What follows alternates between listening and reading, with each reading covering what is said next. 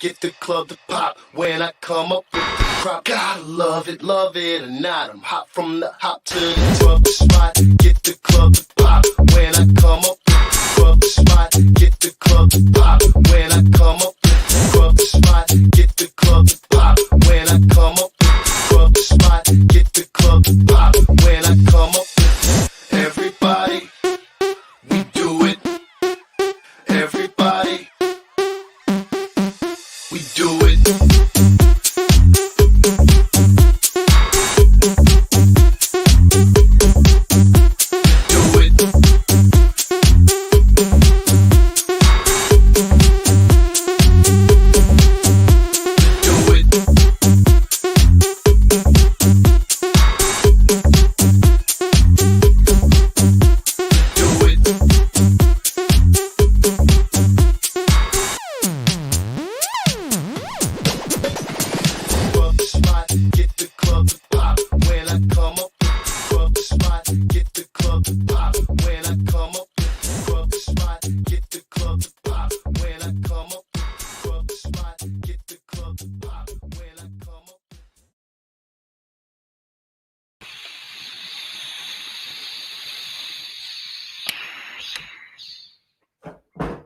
Keep shit player, Tatiana. Keep shit very, very player. You feel what I'm saying? Woo! What is good, everybody? Check 1, 2. Can you hear me? Yep. It's your boy MJ up in the building. You are now tapped into the coolest reptile podcast in the world. What is good? Early birds up in the building, cracking off. Man, I appreciate you guys so much, man. If this is your first time tapping in with us, first time at a Trap Talk with MJ podcast visit, make sure you hit that subscription button, okay? Hit that notification bell. Drop a comment. I want to know what you think of the podcast. More importantly, I want to know what you think of the guest, right? This is all for me to bring, content to you guys as far as, actual fucking real people talking to you on their experiences, on what it's like to be them. Because at the end of the day, I bring people on here that I fucking fuck with and I think are awesome. And yeah, man, I hope you guys think the same. If not, I don't give a fuck. Subscribe. Shit's free. Costs you nothing. Dead ass serious, man. But what I'm also dead ass serious about is those rodents, the best rodents delivered to your doorstep. That's www.coldbloodedcafe.com. Freshest and bestest. Talking about the day one pinkies all the way to the mammoth rats. Freshest, bestest to your doorstep. If you got eggs, put those fucking eggs inside of a sim container. You're not going to go wrong. I'm telling you right now, a lot of people love using a sim box, including myself, because guess what? You don't have to use substrate. You don't have to use a damn food seal wrap. Less steps. Less is actually more. Makes life easier, especially with breeding and wanting to hatch stuff and being on a time schedule, yada, yada, yada, right? So shout out to John over at Sim Container. Appreciate you heavily. When it comes to enclosures, man, Focus Cube Habitats, it's where it's at. Their enclosures are fresh to death. I'm talking about super legit, clean looking, but more importantly, super easy to move around. Who doesn't have to reorganize their room every fucking 3 months? I'm kind of that guy. So when it comes to having PVC enclosures, you can move those bad boys around solely. You don't need no help or, hey, bro, you want to help me come move these 4x2s? No, dude, you don't need any of that shit. Just do it. Put the water away, do it, right? So Focus Cube Habitats, check them out on Instagram. Shout out to Jesse and the fucking Freedom Breeder crew, stainless steel racks. You know what the deal is. If you have a Freedom Breeder rack, you're the shit. It's plain and simple. Professional style racks, man. All day with Aussie Boyds, LLC, the Orange Dreams God. If you want an investment, got to hit up my homie Ozzy. And then shout out to, of course, Miguel Garcia, who's yet to send me his damn logo. So I'm like, I'm just not going to half-fast his, thumbnail for this intro. I want to do it right. So big dog, I know you're big dog. So how about you fucking big dog me your logo when it's finished, please, big homie. Appreciate you. It's not like he hasn't paid his, his sponsorship fees. That shit's been paid. It just hasn't sent me the logo. So I got you, dog. I'm going to throw you in that intro, the hardest intro ever to hit the reptile podcast industry ever. Plain and simple. Shout out to all my sponsors out there, man. You guys are amazing. Shout out to all my supporters, everyone blowing up fucking the early bird comments, man. You guys are just, it's too much of a blessing. You guys are amazing. You guys are all blowing shit up. I know you guys are excited. I'm super excited about tonight's guest. We have another special guest who's, a lot more than a reptile keeper, man. This guy is really in action with shit. He's really doing it. And you know what I mean? And he's somebody who hasn't been on this earth as much as most people who's doing the shit that he's doing, I think. So kids advance, man, for sure. And he's fucking just another dude, man. It's awesome. We're gonna tap into my man tonight. His name's he's tapping in from Florida. Don't know where from Florida, but he goes by Mr. Wild. First name Chandler. Okay, what is it, my friend? How are you doing, MJ? Chandler's Wildlife. What's How are going on, you? doggy? You look like you're getting toasty over there. Are you still cold?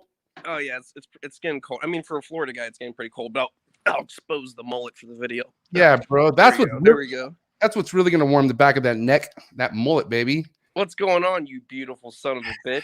How you doing, man. bro? Cheers. I'm so happy you're here tonight. You don't. Cheers, dude. I'm telling you. Cheers, dude. Fucking A. Happy to be on the show, bro.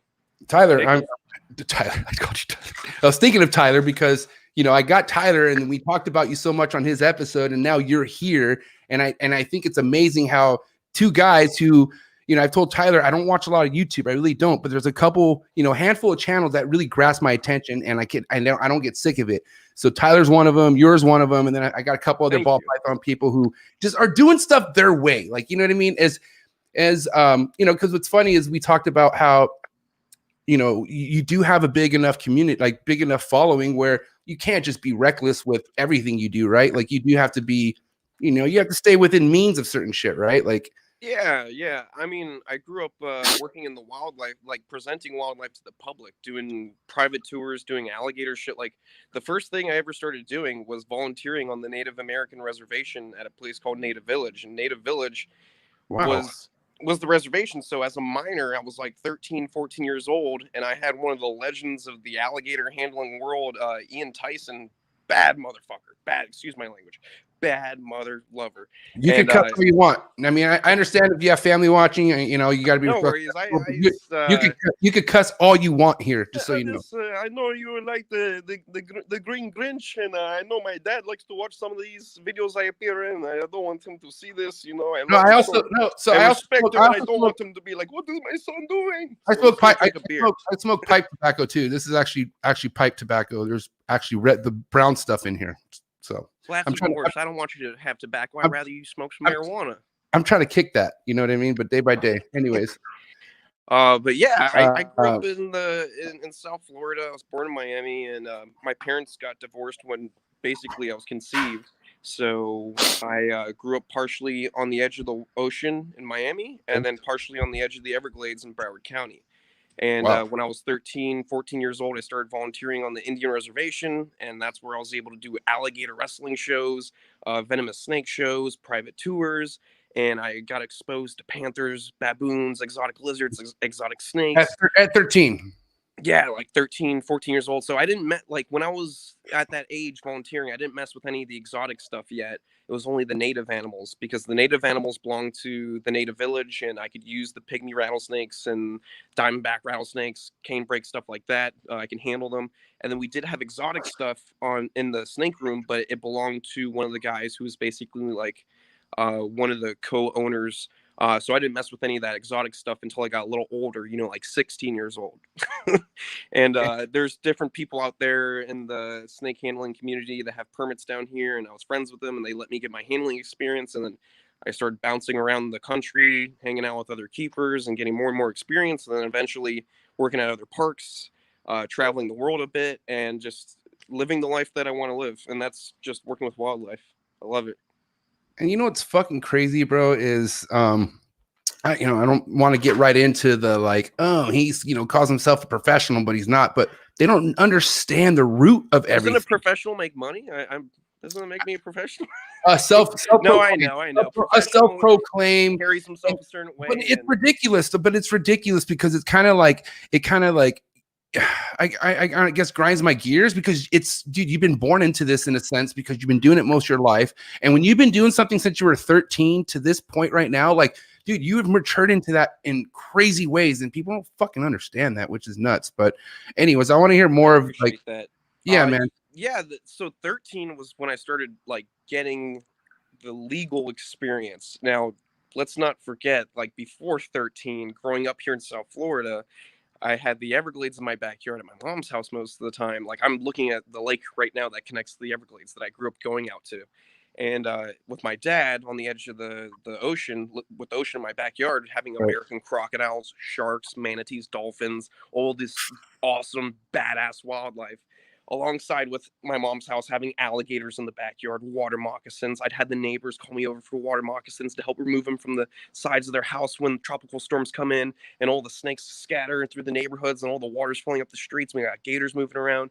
So ever since I was a little boy, I've been exposed to all the wildlife. And of course, growing up on Jeff Corwin, Steve Irwin, all these amazing people, they got me even more hooked. So not just that I enjoy watching these guys, I had it in my backyard, and it was all to my grasp. I could go out there and grab lizards. I could go out catch a snake. I could go catch an alligator, even though I wasn't supposed to as a little kid. And that's what led me to start volunteering when I was 13, 14 years old, because I wanted to do this professionally. And I knew going out into the bush and messing with wildlife was not the professional way to go about it. So I wanted a job, but I'm only like 13, 14 years old, and I'm looking for a job working with dangerous wildlife. So that's how I ended up working over at the Native Village, or volunteering at the Native Village, is my first place exposed to like a work environment with dangerous wildlife like crocs, gators, cobras. And they're still there. Badass stuff. They're still there and everything. That place. Are you still associated with that place, or no longer there? No, Native Village closed down like 2016. Native Village was a wild place. Native Village was open and closed over many years, and it had many different owners. So what had happened was, you ever heard of Billy Swamp Safari? No, but it sounds pretty commercial, but go ahead.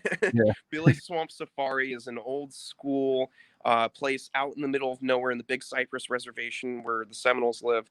And a man named James Billy, who was the chief of the tribe at one point, created this place. But before he created the safari park that had gators, crocs, panthers, bears, all this badass stuff, he created Native Village. When he created Native Village, he was married and he got divorced, and the wife got Native Village. So he left to make Billy Swamp Safari, which was like a bigger version of Native Village out in the reservation, on a different reservation. So that was basically my first foot in the door for working with wildlife. But that place is no longer around. Eventually, the owner of the property, which is the ex-wife, she decided to sell the property for other purposes. And now I believe it's going to be another wildlife park of some sort. I'm just not sure when it's going to open. It's not going to be the same as Native Village. It's going to be a different establishment. But Native Village, I still see my old mentor from gator handling when I was a little kid. His name's Ian Tyson. I see him here and there. Pay him respect. Sensei, how are you doing? He's like, I'm proud of you. But yeah, I grew up doing that. And then after Native Village closed in like 2016, I started working at other places like Jungle Queen, which is with primates with Justin Igualada. And I was training lemurs, training monkeys, training owls, working with gators, all kinds of fun stuff. Tropical birds like macaws. And then after that, I went to the alligator farm where I performed shows for around a year, and I worked with a monstrous pond full of giant bull alligators, and I would do feeding shows, and I do alligator handling shows, and then I do a snake show, and I do some private tours. And in between all this was traveling, looking for wildlife out in the Everglades, like just having fun, living my life. The one thing I've always revolved around is working with wildlife, educating the public, and just like making people have a good time, making people feel more comfortable with snakes, crocs, frogs, spiders, all that kind of stuff.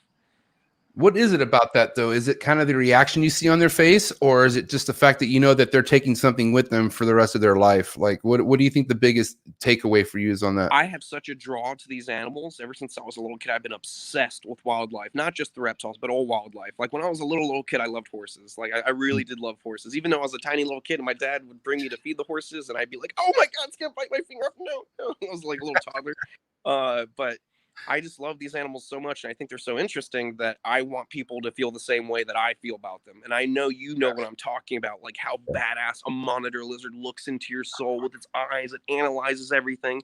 The thing about monitor lizards, king cobras, crocodiles, all this stuff is that they're just so epic. They're such epic animals that I want everyone to get hooked on it like I'm hooked on it. Because if you don't get people hooked on this stuff, they don't care about it, and therefore we lose a lot of different species. And that's the domino effect, because of course we need our keystone species like our king cobras, our crocodiles, all of our big bad wildlife. I think that there's level to animal love, because for the most part, everyone has. I mean, they should, but there's some fucking cold ass motherfuckers out there. But for the most part, people love animals. But there's people that love animals to the point where it's further than love, to where they're looking for ways to just They're keep looking to make love to these animals. What are you trying to say? No, that's weird. That's like a Miguel Garcia episode. We can't talk about that right now. Whoa, who's Miguel Garcia? He tried swooping on one of my alpacas like on the low, and he tried and then he tried to make it seem like I was going on dates with it, and I was like, what? I was like, that's not me, bro. And then I can't. There's Bro, you like were FaceTiming me earlier today with that alpaca. Yeah, it's If intense. anyone tried to lay a hand on that furry little butt, I'd come all the way to California and whoop their butt. She asks for it though. I'm not gonna lie. She's weird. She's weird. Damn it, what were we talking about? Anyway, Reptiles, passionate but like, to love molestation. No, for real. Okay, but like the connection with like the eyes, right? Like, not a lot of people will see further than what they see. They won't see the eye connection. They won't see what it is that people like us who love animals so much like see. Does that make sense? You know what I mean? Yeah, it's like I've been working with wildlife since I was a little kid. So when I look at a snake, I read its muscle movement. I look at its eyes and see where its pupils are looking. And this is with all animals. It's not just snakes. It's everything. I look at the animal's eyes because the animal's eyes tell you everything. Yeah. It tells you how they feel. It tells you what they're paying attention to. It's everything. For the average person, they're just like, that's a gator. Probably wants to bite me. I'm going to just go this way. But, for somebody like you and me, we look at an alligator and he's like, no, that alligator's just, he's relaxing, he's basking, and if you get too close, he's going to hiss at you. If you get too close, he's going to dip into the water and leave, even if he's a 12-foot gator. He's going to get the hell out of Dodge. I'm calling cap on that, bro, on myself, because I honestly, I don't have that kind of confidence around gators. That's why I'm hoping when I hang out with you and shit, I'll have that. I've never been that close. I've never been that close, dude. I mean, I've held a small one like this in my hands, but I've never been next to a goddamn big enough one that could take off my foot if it really wanted to. Your foot? How about your whole arm? I have friends that have nearly lost their limb and life. See, that's scary, bro. I've seen, like, you know what? You want to know one of the fucked up things I did to myself as a kid was, back when I was growing up, they had video box office, like where you could rent movies and shit, right? And then of course there was like the 18 and up section, right? But then I found this one called Many Faces of Death, and I don't know how, but I got to rent it one time, and I was like 9 years old, and I popped it in, and the shit I saw in that, one of them was a man getting eaten by an alligator, and like that shit just sunk in my head, bro, as a kid. And what's crazy, I still rented. I would still wanted to see it, and it was now I'm like, what the fuck was wrong? I was like, I don't know what was wrong with me when I was a kid. Dude, I love Jurassic Park. Like, Jurassic Park was amazing. Reptiles, but we also like to see dinosaur movies where these dinosaurs come in and destroy people, and they come and eat them. Like it's just the thing. It's culture. It's what we enjoy to watch. It's just our twisted minds and. I don't know. Jurassic Park is a classic, and I love seeing dinosaurs go rampage. Nothing. I mean, the sequels and the other Jurassic Parks have been pretty chill, but nothing has topped the original Jurassic Park and has such an impact in my life. Wise, I think Jurassic Park was ahead of its time in 1994, bro. Like nobody was ready. Yeah, the dialogue, not just with the animatronics and how they did everything, but like the dialogue. The dialogue was the biggest part of that movie, saying, you didn't earn this knowledge. You stepped on the shoulders of people who worked hard for it, and it's going to blow up in your face because you're trying to pack it. You're trying to pack it and sell it and ship it out. So those lines were perfect, and I live by those lines. You have to learn this kind of, like working with venomous snakes, working with crocodiles. You got to go through the ropes. You got to learn this stuff. You can't just jump into it hoping you're going to pop off doing this kind of stuff. You're going to get destroyed. It's going to blow up in your face, just like in that line in the movie. Jurassic Park is something to live by. Those one-liners are great, or not one-liners, but those lines are great. I think one of the biggest things that tripped me out, and I was like, and I thought I was the only one that realized, like, or thought that I was backing this fool up. But remember when he was trying to relate like the raptor to a bird, you know what I mean? And they're like, no, like they're like, oh, this fool's tripping. They're not related to a bird. But dude, I really feel like the birds are hella related to like dinosaurs. Yeah, the birds are dinosaurs, 100%. 100% agreeing. Birds are dinosaurs. Have you seen some of these birds on our planet, like great hornbills and the shoebill in Africa? Like the cassowary, are crazy looking. They're dinosaurs. The cassowary is my favorite. Yeah, that's my favorite bird, bro. That thing. Did you just say cassowary? Did we just become best friends? Yes, dude. Yes, bro, cassowaries are gnarly. I've been around a couple, and I was thinking about getting my hour, because here in Florida it's a class 1 permit, which is top of the tier permits. And for a class 1 animal like a cassowary, you would have to work with cassowaries for no less than a year. and get no less than 1,000 hours working with them under somebody with a license and 2 letters of approval from people with permits. It's a really dangerous animal. I've always wanted to work with them. I was thinking about getting my hours and putting the time in, but we'll see.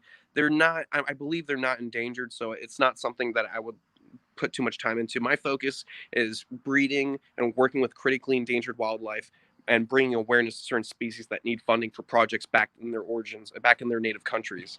So that's what it makes me get up in the morning and go out.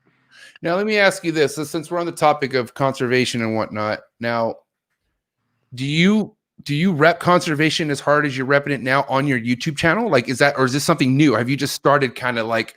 No, ever since I was a little kid, I've always wanted to do something conservation orientated. I've always wanted to preserve wildlife. Like I said, I grew up watching all these wildlife presenters, and their message was always conserving the environment, conserving wildlife, and that's what I care about. That I love crocodiles, I love snakes, I love wildlife. I hate to see environments deteriorate. I hate to see wildlife perish. The extinction rate, it goes up and up every year. It's a saddening thing, and I would love to do my part and preserve wildlife, whether it's breeding critically endangered species in captivity and making insurance colonies to preserve that species, as well as making money or raising money for conservation efforts in the native countries of these animals. So I rep conservation. If I could put it on a t-shirt, and I would. Like, this is all that matters to me. That's all I care about. I don't have any malice towards morphs and the ball python business and whatnot. People are going to do what they want to do. But for what I want to do with my life, I want to breed critically endangered lizards, crocs, turtles, snakes, and bring attention to those species and get funding for projects. That's what I want to do. That's what makes me tick. And in the meantime, or along the way, just have fun doing it, you know? Now, I could be fucking green to this subject, but I mean, do like real hardcore conservationists like don't believe or agree with ball python breeding? Do they feel like are they against that type of? I mean, it's just the inbreeding factor. It's just like it's not any effort for Morphs. conservation. Also, ball pythons are not endangered, so it's like, But the main thing I was trying to say is morphs, like just morphs in general, because you know how you inbreed certain morph patterns to get more morphs. Yeah, I love ball pythons. No worries, bro. I'm not knocking you for it. I like ball pythons too. It's funny because I sometimes even knock my like own ball python homies and shit. Because I have chondros, I have a bunch of shit. To be honest, I'm not really any kind of. You have what you like. You enjoy. Yeah, I have an albino monocled cobra a buddy of mine gave to me. I appreciated the gift. It's a beautiful snake. Man.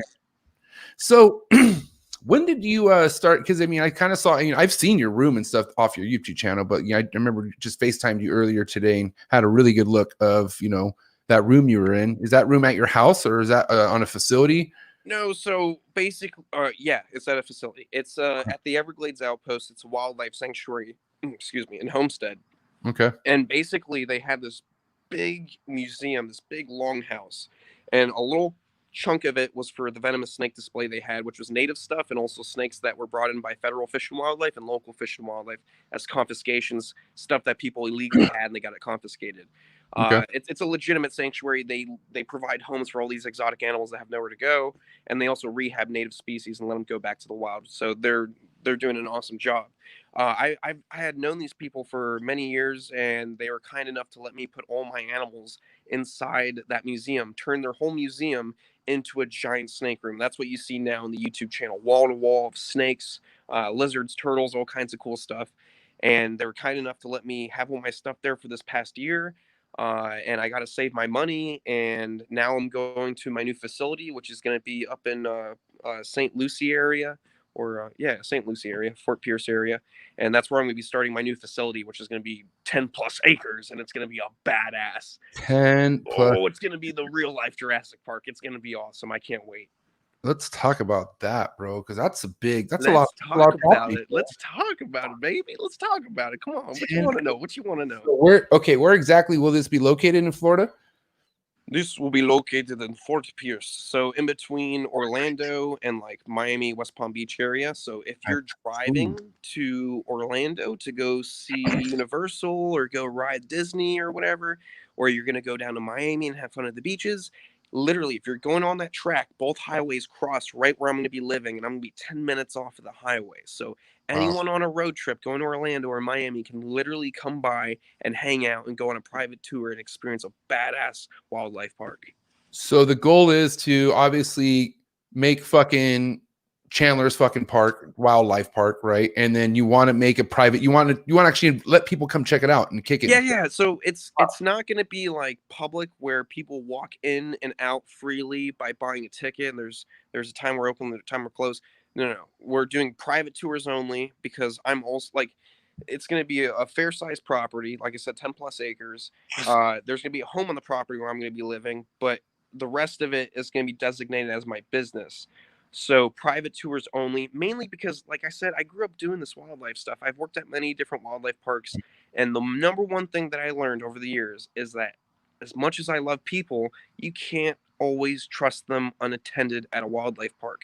I've walked by and said hello to the sweetest families before, and then later on I see on Instagram story that they were picking up the tortoises at the wildlife park and messing with them, like reaching over the barriers and messing with the animals. I'm not gonna put my little cousins on blast, but I got little cousins back east that went to a fucking zoo and they somehow hopped the fence and fed a tiger, and they sent me a video. I was so fucking pissed. Yes, like they fed it. What? Yeah, they fed it through a fence. They fed it like they didn't What actually did they feed it. A churro? No, chicken, piece of chicken, I guess. Oh, but dude, and this the chicken tender. This was today, bro, and I got livid. Like my face got so red, I hung up on him. I called my aunt, and I was fucking just like so pissed, bro. They're like 16, fucking teenagers, but yeah, they're you like, care about them. You don't want them to no get in good, trouble. but honestly, bro, like I mean, I would do some stupid shit. I mean, I probably would at that age. I just wasn't that mature either. But I don't. Either way, I was livid. But you're right. Either I gotta say is you're right. You can't trust nobody, bro. You can't trust nobody alone around animals, bro. You really can't. A year ago, I remember the Miami Zoo was posting photos that they had to take a what's it called? It's for hot coffee. What's it? A furnace or not a furnace? What's it called? The metal thing for drinks. A metal thing for a canteen? No,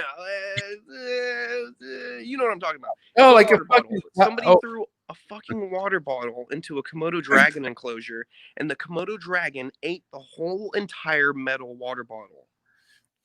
What a fucking! And they had to do surgery, or they had to go through the mouth into the stomach and pull it out, pull it out of its mouth. The Komodo dragon could have died.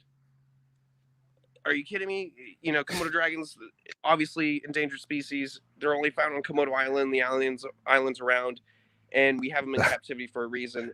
And you're gonna throw a bottle over. And then I've seen videos of people throwing like pennies and metal into the croc pens, and they having to pull quarters and stuff out of their stomach. And how about this? Here's the biggest one of them all: Harambe the gorilla. R.I.P. Harambe. Moment of silence. Moment of silence.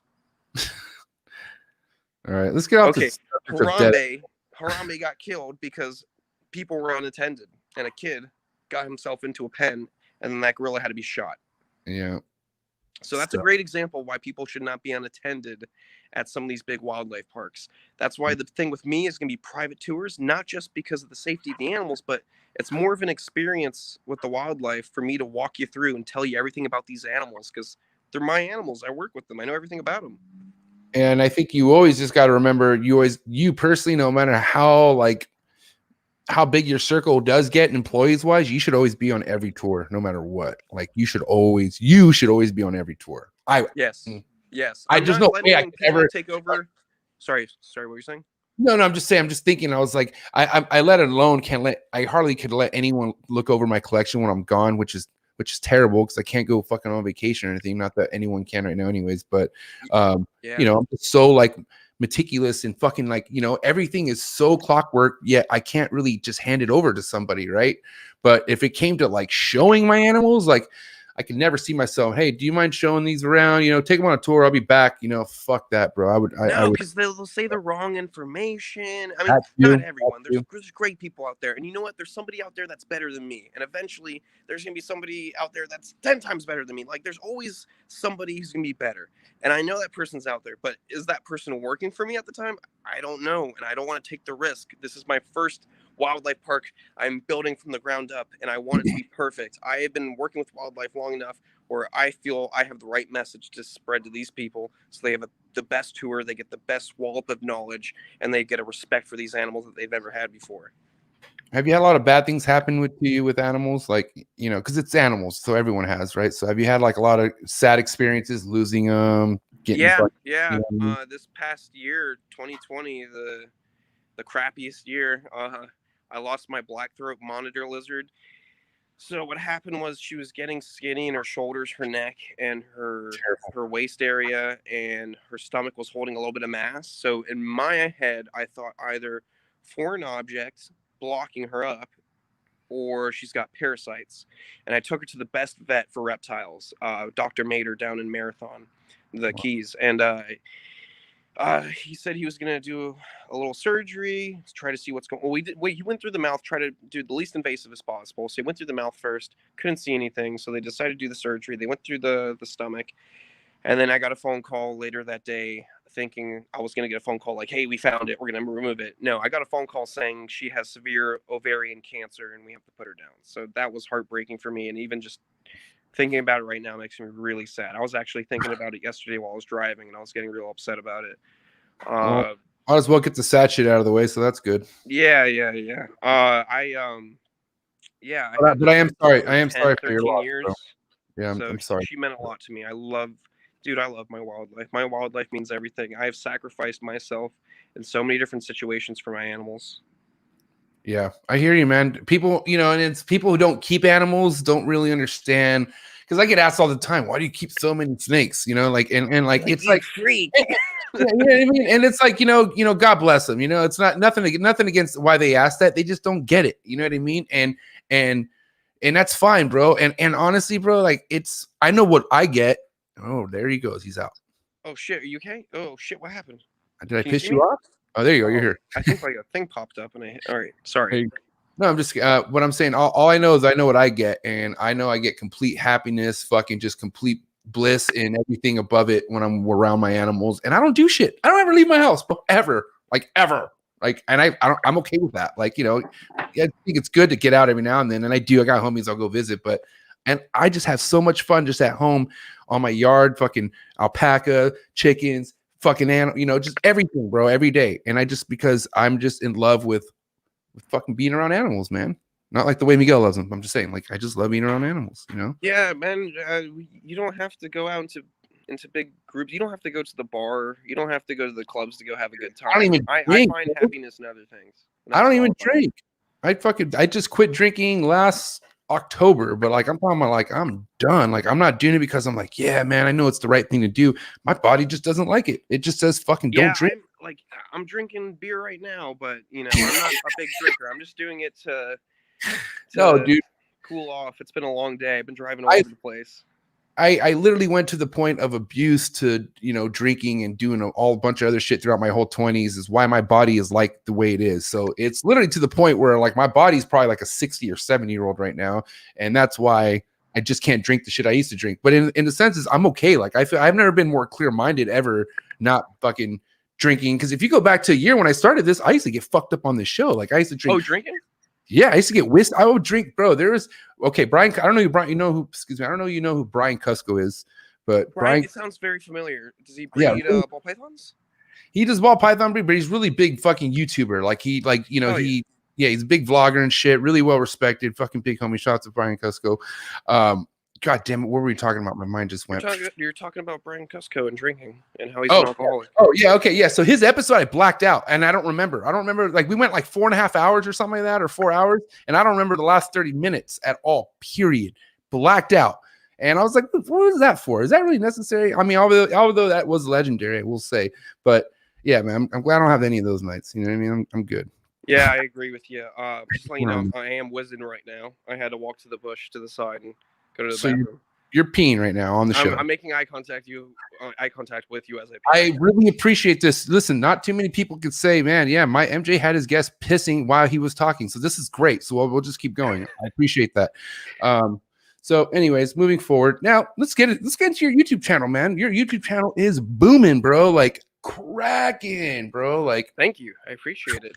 How long have you been at this for? So I mean, I've had a or wait, one second. Let me shake. Give me 1 second.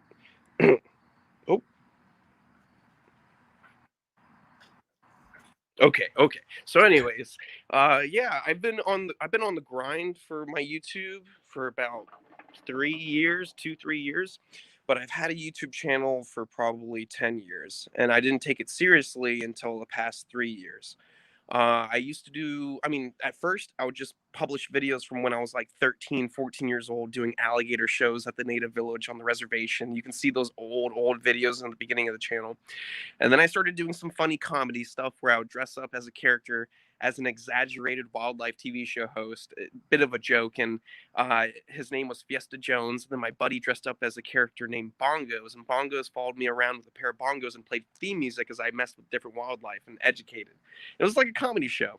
I did a couple episodes of that. People loved it. And I discontinued it. I still want to do some more of it in the future, maybe on a second channel. And then 2, 3 years ago, I started taking it more seriously. I had a good friend get me more and more into the YouTube and teach me how to do it properly. And basically, it's just grinding, just posting a lot of videos, but also with the combination. Somebody's shooting gun. No, that's a car. What? Fuck. Hold up. What Pissing, you hear that? guns going off.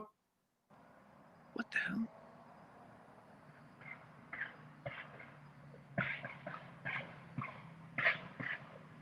You hear that? Why are they getting louder? Dude, you might want to duck or some shit, bro. Bro, And he's driving off. Am I high or what's happening right now? Is that a car?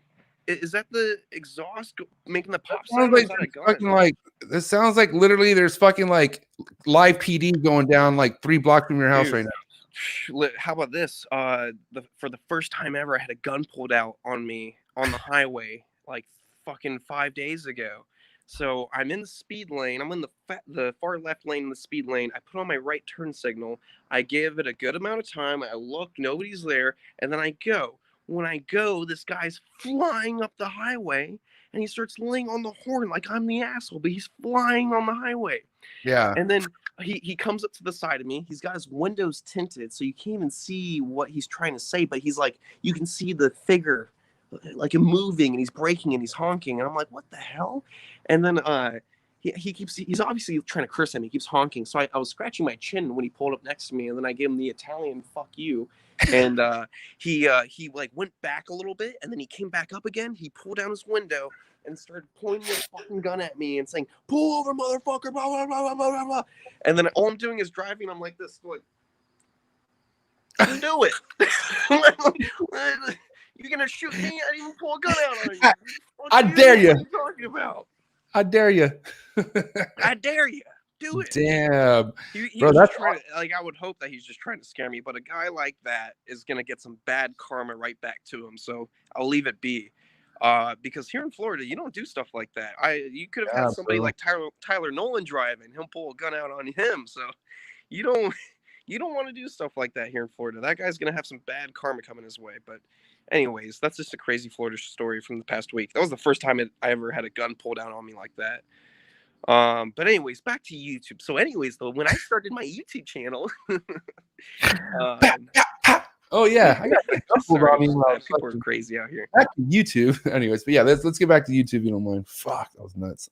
I'm gonna keep smoking. But yeah, I started doing the YouTube like 2-3 years ago, and I had just gotten my own permits in, and I was just like, you know what? I have my own licensing. These are my animals under my permits. I'm gonna be able to use them for my filming and whatnot, and not have to like go to other people's facilities and ask to film with their stuff, because a lot of people who don't have animals, they just hop around and they try to film with other people's wildlife. But I'd rather have my own animals, take care of my own stuff, and manage it the way I like. So anyways, yeah, venomous snake room, crocodilians, all kinds of cool stuff. Started filming it. I was just leaving the last place I worked at, which was the Everglades alligator farm, along with construction. I did construction too before I started doing YouTube. And yeah, I just filmed some of the crazy stuff I did, and I got lucky and it popped off, and I couldn't be any more happy. Like I'm moving to a property that I didn't think I'd be able to achieve getting at turning 23 years old this month. Like I'm blessed. I'm happy. I couldn't ask for a better life. I wouldn't redo anything. Everything I've gone through in my life, everything I've endured, I would do it all over again. It's been an awesome journey. Like I Yeah, love it. that's awesome. You could say that now because I remember, like, because you hear that a lot. Like, if I could go back and do it all over, you either hear people, I would do it again or I wouldn't, and obviously you'd want to be able to say, I never would do it all over again. I feel like I did it right. But I'm at the point in my life now, if you were to ask me, would you do that all over again? I would say no, because as much as fucking hell and goddamn fucking just depression and shit I went through, it's like, it's kind of, they always say you appreciate the journey, right? And yeah, you we all go through our ups and downs. If I said I have always been as happy as I am right now, that is a lie. That is a total lie. I've had my downs, especially this past year. It was rough. Losing one of my best friends, my monitor lizard Jade that I had since I was a little kid, having to put her down for cancer. The ups and downs for hunting property, losing a mortgage, like all kinds of crazy stuff that had happened this year. It's just a part of life, and it's what makes you stronger and more successful to have some some grit. Yep. I hear you, bro. Now with the YouTube, when did you really start picking the momentum? Like, when did that? Because I mean, like, you have a huge following. Like, how many you're at? Not how many million or what? Over 1.5 million subscribers.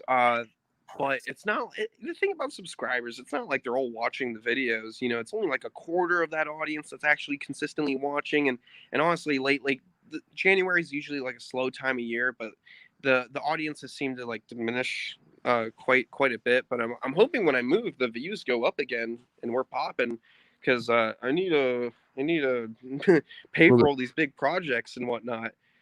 And views obviously pay the bills, not subscribers. Every view for every person that views an ad, as we know, is the money that you're making, the AdSense. All right. I gotta say, I love your channel. Like, layout. Oh, there it is. Mhm. Yeah, I gotta change the banner background. That's like 2 years old or something, or 3 years old. I was gonna ask you. I noticed you're using a hook. Yeah, I'm using a hook with that Gaboon Viper. Oh, I miss that Gaboon. Her name was Pinky, and not in that photo you can see how pink she was, but dude, she turned into the most pink Gaboon Viper that I had ever seen in my life, and she passed away like a year and a half ago or so, and I miss her. She was an awesome snake. How old were you right there in that picture? So that's like 2 years ago, probably like 2021. I got my venomous permits and my crocodilian permits around like 1920. Okay. And I would have gotten them at 18, but my mom, I was living with her at the time. This is my mom's house. I told her, I'm like, let me just get the permits. I won't get any animals. I just need my permits, so I have my permits. And then she's just like, no, I don't trust you. You're still gonna get animals. I'm like, I swear, what's wrong with having a king cobra or a crocodile? Come on. So when I turned like when I was like 19 or so, I moved to a guy's house like across the city or whatever, and I was renting out a room, and then I used the next room next to me for my first ever venomous room. And man, it's been definitely a journey from there to now. Now, as far as your like passion and love for venomous, like, when did it get to the extreme? I mean, I don't want to say extreme, but like, to me, like, I've always been doing dangerous stuff. Sorry to cut you off, but yeah, you're good. It's always been like wild. Like, that's the thing. People sometimes think you do it for views, or you're trying to get attention, trying to get likes on Instagram or whatever. No, I do what I do on and off camera. Like, this is not for attention. This is how I handle animals. This is how I've always done it. Ever since I was a little kid, dealing with water moccasins, diamondback rattlesnakes out in the Everglades, I've always been the same. I read out the animal's body language. I use sticks, but also in some situations, I use my hands. It's not for everyone, and I always say that in the beginning of every video, whether it's with the warning or it's with me verbally saying, hey, I put a lot of attention into what I do. This is not to be replicated. Safety is the biggest thing. These animals will put you in a coffin. Dude.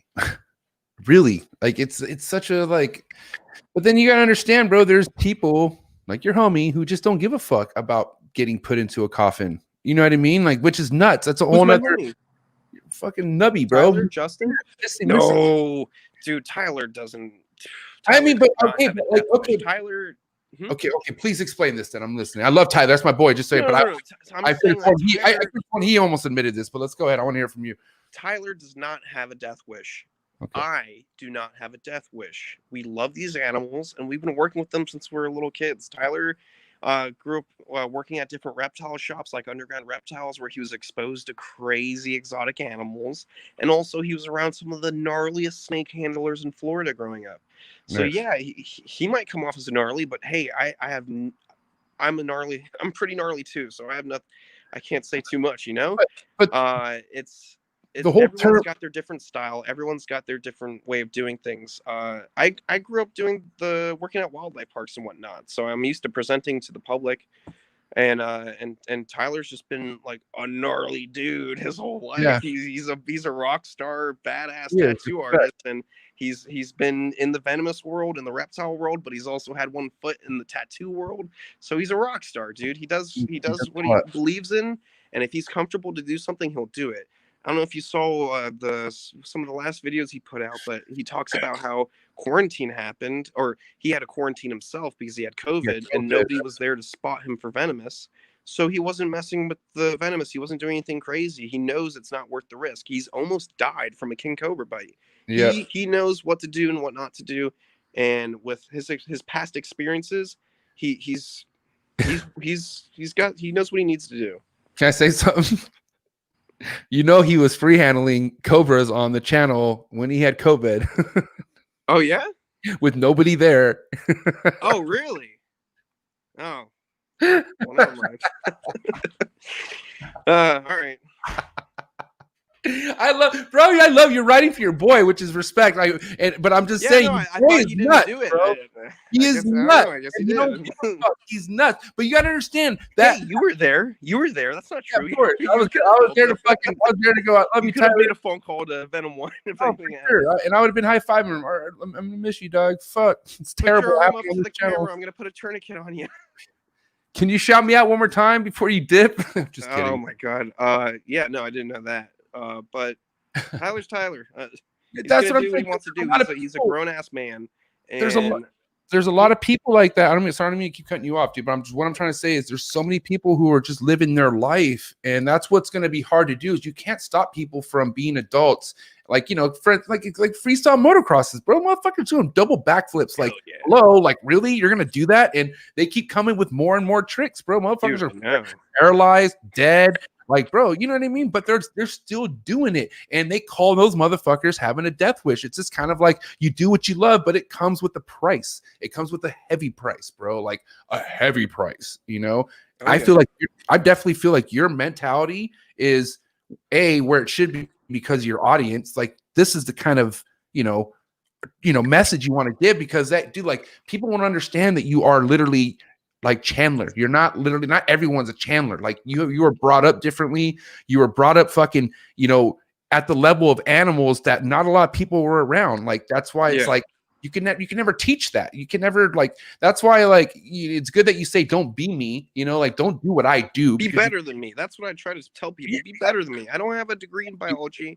And people out there who say, how can I be like you? Where did you go to school for this? No, I went to school to become a firefighter because I thought that the only way I could afford my dreams of doing a wildlife park was to be a firefighter working 9 days a month and having my free time and money to put towards the wildlife facility. And then in between EMT and paramedic school, because I already became a certified firefighter and it took blood, sweat, and tears. I became a certified EMT. And then right before jumping into paramedic school, which would have taken a year of my life in between clinicals, labs, and in class, it just absorbs your life. You don't have free time. I wouldn't be able to do anything else. And in between EMT and paramedic, I took the leap of doing my YouTube channel, and it picked up and it flew off, and I was blessed. Why the hell was I talking about that? How did I lead into that? Venomous. Can you hear me? Yeah, I can hear you. I forgot why I was talking about that. We were talking about venomous. We were talking about we were on the venomous topic, and you're calculating. No, either way, listen. Wait, now what were you just talking about? Because now I was trying to remember what the fuck you were trying to do. Chill, what are you bro. talking about? You need to chill. No, okay. Chill. So, okay, before we kind of get off the topic, even though we'll get back on the topic with YouTube, right? I do want to say though, what's the biggest what's the biggest challenge of still building a bigger following than what you have now? Like, because obviously there's people who have like 2, 3, 4 million subscribers, which I think is insane.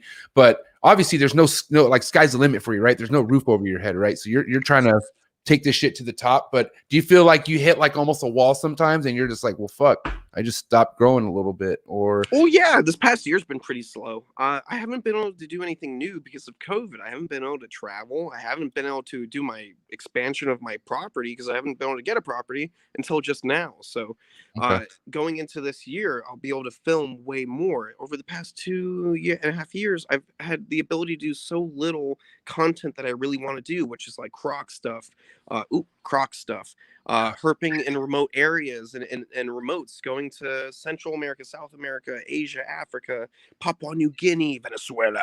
So many different places that I want to there's so many places that I want to go to and see wildlife and film it and film just the wildlife, the culture, the nature, everything about it. But I haven't been able to do it. So hopefully into this next year, not hopefully, it's going to happen. Into this next year, I'll be able to film all the crazy stuff happening at my facility, getting my big crocodiles, setting up giant enclosures, giant walk-in king cobra enclosures, giant walk-in crocodile monitor enclosures, Wow. huge ponds full of exotic fish and endangered turtles, like so much cool stuff. And then on top of that, after I have my base camp set up, now I can travel once, I don't know, either I get a vaccine or once I know that quarantine's not too crazy in other countries, I'll start Right. traveling and doing remotes again. That's what I want to do. That's what I love. That's what I was doing before COVID happened. Like I was getting back from Australia as COVID was breaking out. I went. My boots, the rubber in between the boot had broken off. My sock and foot was going through. I had to throw away my boots in Australia at the last part of my trip. Bought Wow. some ratchet sandals. The sandals were messing up my feet and they broke. So I had to walk barefoot in the Perth airport in Australia. I had to walk barefoot with a Crocodile Dundee hat and a didgeridoo and a tank top. Go all the way to Sydney airport, walk through that airport barefoot without trying to get noticed. And then I made it all the way to Texas in America. Wow. And then I was there walking barefoot with my didgeridoo. People are looking at me weird with my cowboy hat. And then I was about to go on the That's plane. the hat? Is that the hat?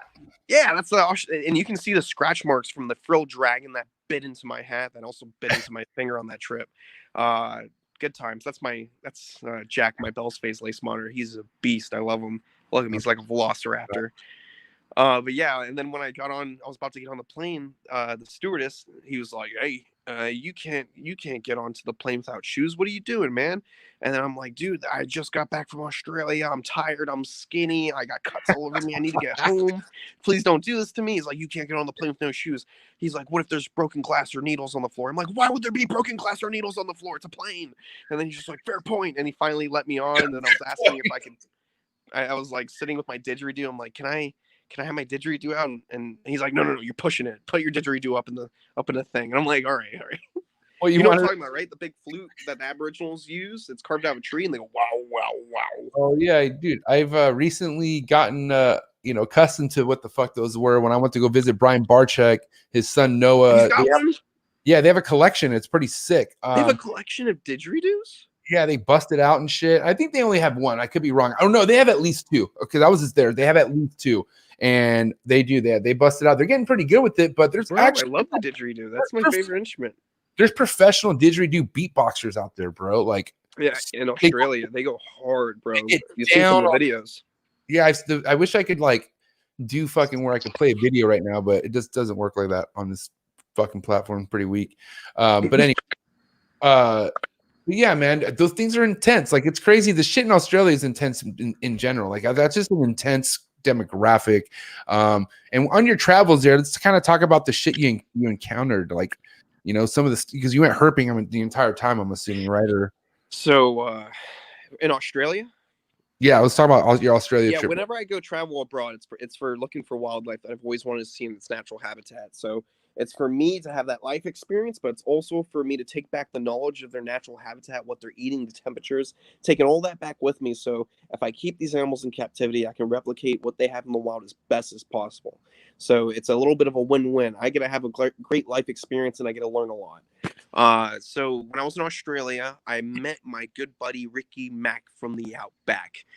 You guys can check him out on YouTube, Ricky Mack. He's a badass dude. He's around my age, and he's got a sick mullet. He's the inspiration for my mullet. My mullet's nowhere near as gorgeous as that guy's mullet. It's insane. It's throw-off, and it's anyway. So he drove all the way from Sydney, the west coast of Australia. The east coast. He drove all the way from east coast of Australia, Sydney, all the way up to Darwin, to the Northern Territory. He drove all the way over there with his girlfriend to pick me up from the airport. I landed in Darwin. We went from Darwin, we went east to go herping. I saw my first saltwater crocodile the first night in Australia, and I called it in. And I called it a 6-foot saltwater crocodile, and it was freaking awesome. I was so stoked. We saw slaty gray. We saw water pythons. We saw night tigers, which is the cat-eyed snake, the boega. We saw all kinds of really cool stuff. Dumpy tree frogs on the floor, like what we would give money up for as a pet here in America. They got all over the place. And Ricky's like, nah, he's just a tree frog. I'm like, wait, it's a dumpy tree frog. Let me touch it. And just getting so stoked. And then we went from that spot all the way to a different territory to look for the most hard to find species of snake in Australia, or probably the hardest python species to find, the Owen Pelly python. And the Owen Pelly python was in my herp guide when I was on the plane, and I looked at it and I saw how it had the tiniest little speck for the range. Nobody finds these snakes. There are people who live in Australia who spend days on end looking for these snakes, years on end, trying to find these snakes, and they never find them. They go with search parties, walking in big lines in the night looking for these snakes. Can you tell me the name one more time? The Owen Pelly python. Owen Pelly python. And it's actually one of the longest snakes in Australia. They can get roughly around 14 feet long. It's a big constrictor. Okay. And this snake is very unique, and it's only found in a little terrain. And we went to that terrain, and dude, the first night in Australia, we found the Owen Pelly python. I couldn't freaking believe it. Like, it was wild. My buddy Trent said, guys, I got something over here. And then we're like, what is it? We come running over. We look up into the tree, and we see this beautiful, like 4+ foot adolescent Owen Pelly python cruising through the trees looking for a meal. We were so baffled, we couldn't believe it. We found the Owen Pelly python the first night in Australia. It was so out there, I couldn't believe it. I don't take credit for finding it. Ricky Mack took us to the spot. My buddy Trent spotted it.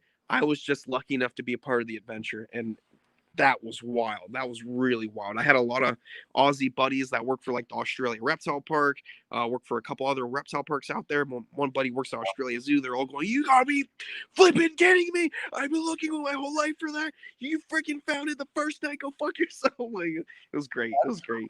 See, that's fucking crazy, right? Yeah. My favorite part about that trip was being in Western Australia, deep inland.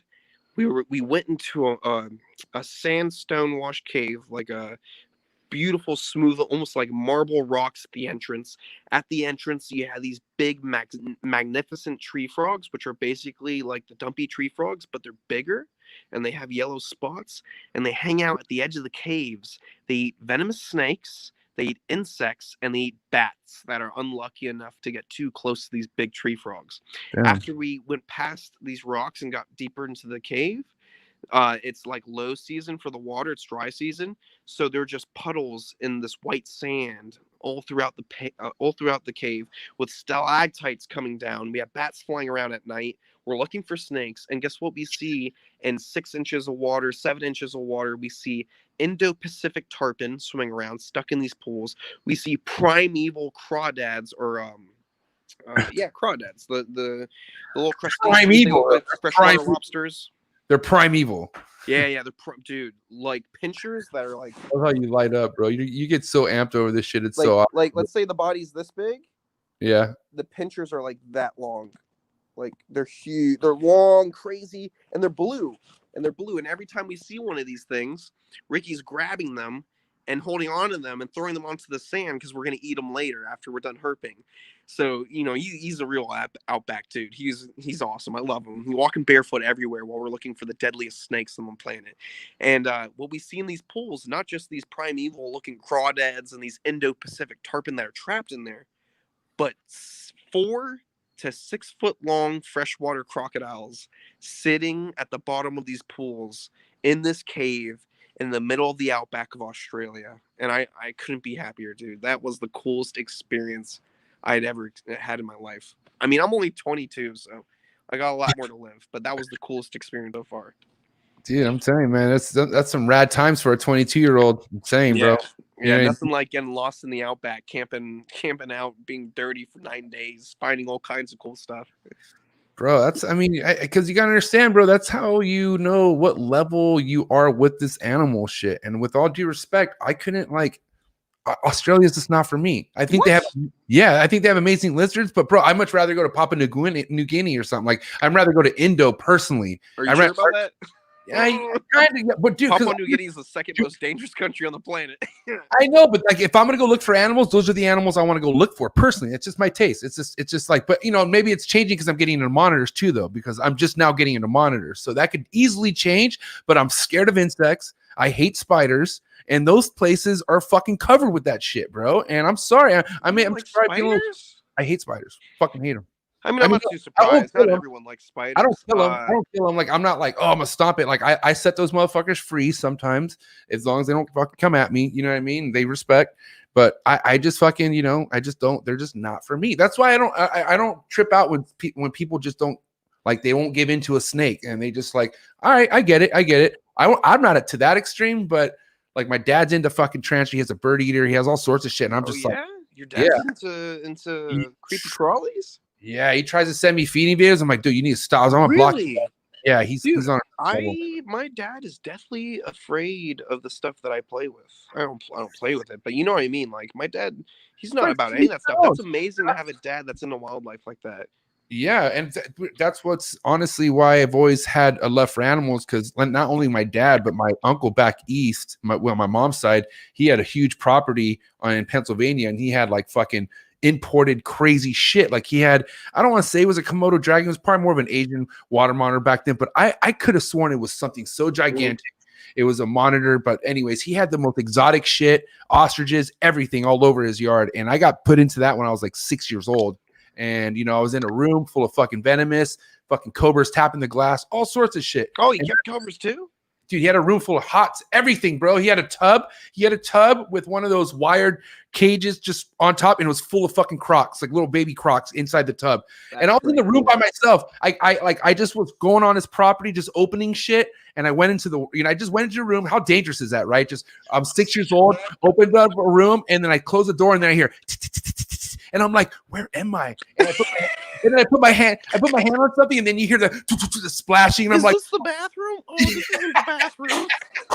Bro, I was terrified, bro. Oh my god. Then he had a 12-foot or like a 13-foot Burmese in the freezer, all perfectly coiled. And I was like, what is happening? Like, it was like, yeah, bro, I got thrown into the wolves, bro. But it was like, honestly, I would never forget those moments. Like, that's why I have like crazy memory, because there's times of experience shit with animals as kids that I just kept remembering throughout my whole life. And I'll never forget it, bro. It's nuts. It's nuts. That's wild, but I'm happy to hear that you've had family introduce you to wildlife. Like I said, I'm the only one in my family who does this animal stuff. So that's really cool to hear. But it's also because it's in your backyard too. Like, you grew up, like, how can you not love wildlife? I mean, you're either gonna love it or hate it, right? Because it's in your backyard. Yeah, and my brother, he's older than me by 4 years. My brother does not like wildlife at all. I've always tried to get him into it, but he's just not into wildlife. I'm the only one in my family who's like obsessed with this kind of stuff. Yeah, and that's what I'm saying. Like, you know, I think I had my buddy on the other night, or not other night, but 2 weeks ago, and he was saying the majority population does not like snakes. If they were to do like a survey and say, would you rather have people keep snakes or not keep snakes? I think majority of people would say do not keep snakes, like in America. Yeah, I mean, As and time goes that was on, his opinion. it will That was- change though. As time That's- goes on, It is changing because this fucking industry's blowing up. Like this thing's getting more It popular is. because of people like your channel and stuff like that. Like it's blowing up, bro, in a good way. It's yeah, definitely. I can't tell you how many times I've heard people say, my mother was like today, my mother was definitely afraid of snakes, but after watching your channel, she now loves snakes. And not does she love snakes now, but she also loves the king of all snakes, the king cobra. Like I get people going from not liking snakes at all to loving one of the most intense snakes in the world of wildlife. Like that's the best feeling on the planet. Because like I said, I grew up teaching people about animals and getting people comfortable with snakes and gators and turtles and spiders and whatnot. And for me to actually have that outreach on this platform makes me super happy. Like that's all I care about. I want people to get a different mindset. I don't want to see pictures of rattlesnakes with their head chopped off because they got too close to your house. I don't want to see king cobras' heads chopped off because they got too close to a village. I don't want to see that stuff anymore. You know, when I a couple years back, I remember seeing a Nile crocodile that had eaten somebody, or it's eaten multiple people, and the tribe caught that croc eventually. They put it in a big metal iron trap. It had nowhere to go. They dumped gasoline on it and they lit it on fire. And it burned alive. And I'll never forget that. And I don't want to ever see something like that ever again in the future. And I'll do everything I can to make everyone feel a different way about crocs and snakes, spiders, everything. Yeah. It's fucked up. You know? Yeah, dude. And that's literally a full-grown Nile crocodile burn alive is fucked up. That's not even scratching the surface on what other fucked up shit goes on out there for animals, man. Oh yeah. How about penguins?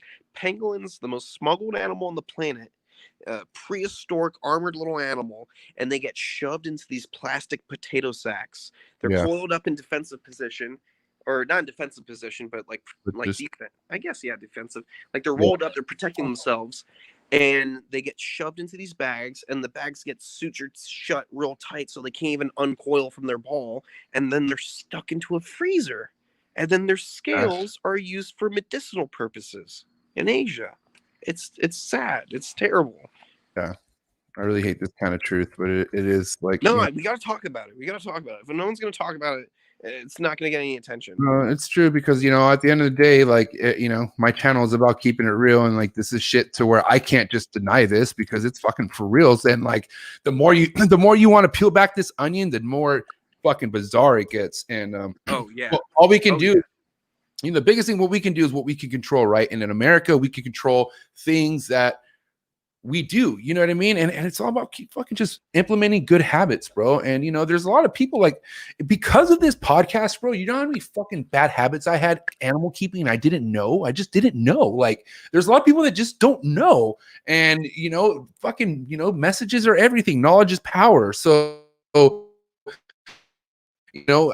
biggest fucking compliments I get about this channel is how people learn so much. And that's what it's all about. Like that's like, Doug, people need to just pass down the shit that they know because it's only gonna make this it's only gonna prolong the shit that we're doing. It's the way of somebody saying something and it's not to par with somebody else's knowledge and then they criticize that person, that is in the past. We all need to be treating everyone equally. We all need to, if someone doesn't know something, we shouldn't shun them. We shouldn't treat them like a moron. We should be like, oh, well, this is actually a really good way to do it. And if you try it this way, then your animal will do better. It's as simple as that. We don't have to, throw all this shade towards each other. We need to stick together as a group and share our knowledge. That's why we have a bigger disease out there more than COVID, more than anything else. And it's something that will never go away because we're humans. And that's jealousy, bro. Jealousy is so bad, bro. It's I know. People don't know how to turn jealousy into motivation or because there's people who like, I used to have friends like, not a lot, but people would sometimes say, I'm jealous of you. And I'm like, dude, why are you jealous? Like, don't be jealous. Like, I feel like you're being a bitch by being jealous. Like, just figure it out or like get motivated. Like, let's do it together type of thing. Right. Like, that's always been my mentality, but a lot of people don't think of it like that. They limit themselves, right? So that's their mistake. We're not asking you to limit yourself, but you limit yourself, right? And you stop. And then you have people who just keep going and doing things that you want to do, but you stopped. You didn't want to keep going. So the fact that you stopped and you see someone else doing it and you're like, God damn it, I wish I would have been doing it. And you're not doing it. Now you're mad. Now you're pissed. Now you're jealous. And it's not our fault. It's not our fucking fault. you slept on yourself. So I think for the most part, that's the kind of jealousy you're getting, bro. Like, I think for the most part, and for me too, and everybody's getting jealousy from people who are not doing what they wish they could have done, but they're just lazy They or should just get motivated. Like you said, they should just get motivated. I'm like, I have people that might look at me in my situation and hear that I'm moving to a big property and all this stuff. You're They lucky. might go, oh, you gotta be kidding me. This guy's getting this and that, blah, blah, blah, blah. Here's a little secret. I've been living in an effing garage for the past year to save money. I've been living in a freaking garage on a blow-up mattress in between 2 crocodile tubs to save money for the past year so I can achieve my goal of creating a wildlife park for critically endangered animals. Have I been showing that to people? No, because that's behind the scenes. Maybe when I move, I'll make a video on it, but it takes hard work and dedication to be successful. So if you're out there thinking like, man, this guy, oh, he sucks. Oh, he gets everything coming to him and he just takes out a king cobra, blah, blah, blah, blah, blah, and he gets his views. No, blood, sweat, and tears. I worked for my permits. I worked for this position, and I worked for where I'm going next, which is this big property. And I wouldn't change any of it because I learned to do it the right way by going through the tough shit first. That's the fact. And at the end of the day, it doesn't matter what anyone knows because you know what you know. You know what you've been through. Like that's why I stopped giving a fuck. Like because at the end of the day, I don't give a fuck. I do what I do. I spent majority of my life caring what people cared, and it was terrible. Like, bro, this because of what I'm doing now. Like, because people are like, yo, why do you keep so many snakes? And they're like, what are you doing? And like, they started saying this 4 years ago when I started, and now they're like, hey, you're doing really good, man. Like, oh my god, like, hey, man, can you get my nephew a snake? Like, oh, they're coming out of the woodwork now, and I appreciate the fucking like love. I always get come back at them with love. You say no worries, this and that. I know exactly what you're talking about. Lots of people who didn't believe in what you're doing and now see you're successful. They're all coming out of the woodwork trying to talk to you now. And these were all the people who were against you a couple years ago. And you know what? That's fine. That's fine. They know what you're about now. You're doing a good thing. And that's all that matters. Be kind to others. And the best thing you can do is spread the positive energy. Because if you just throw that negative energy out, it's just going to come right back to you. It's just karma. You just got to keep it positive. It's like that guy pointing a gun to me the other day. I could have reported him to the cops, but no, he's going to get what's coming to him. He can't be putting out that kind of energy and expecting it not to come right back at him. Yeah, 100%. I get you. That makes sense, bro. How's that tobacco for you? It's great. It's fucking a little harsh. I switched to brand. It's awesome. It's awesome.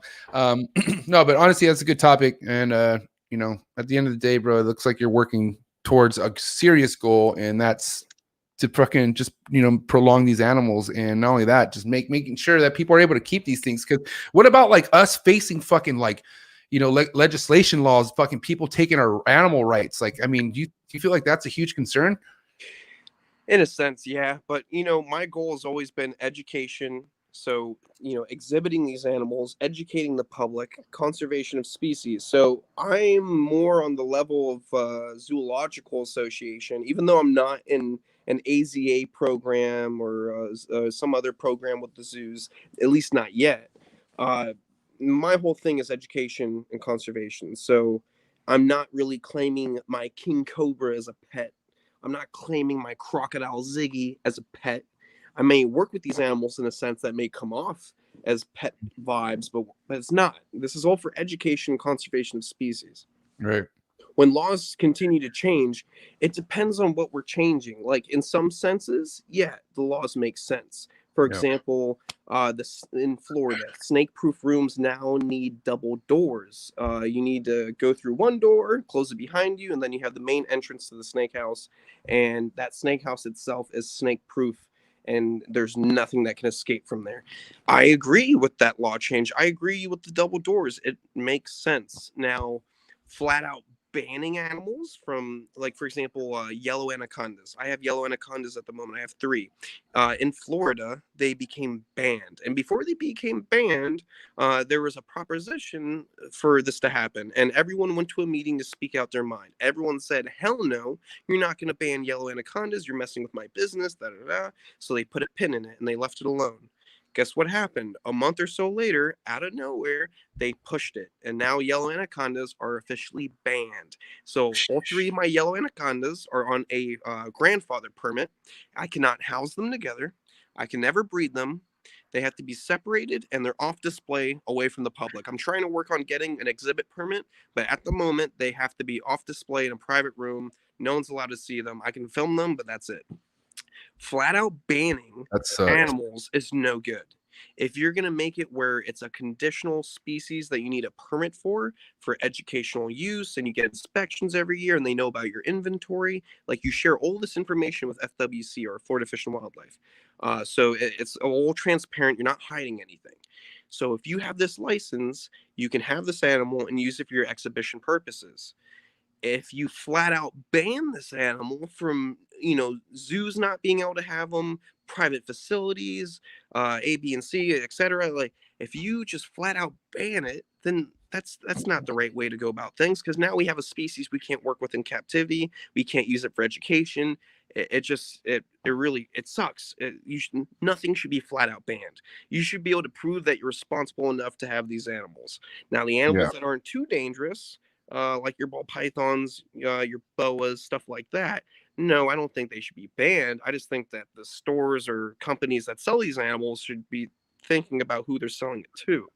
And I'm sure you think about that when you sell off your animals. You don't want your beautiful little babies being sold off to some random schmuck who's gonna, not take care of them properly. Not my noodles. No way. Not my little noodles. Not my little danger noodles. I love my noodles. But you know what I'm trying to say. Permits make sense in some situations. Flat out banning animals does not make sense. Yeah. And I don't want to get I into... hope I covered that topic well enough. Oh, you really did. You nailed it. Fucking speared that shit. Stick a fork in it. Serve it up. It was great. No, honestly, you nailed it to a T.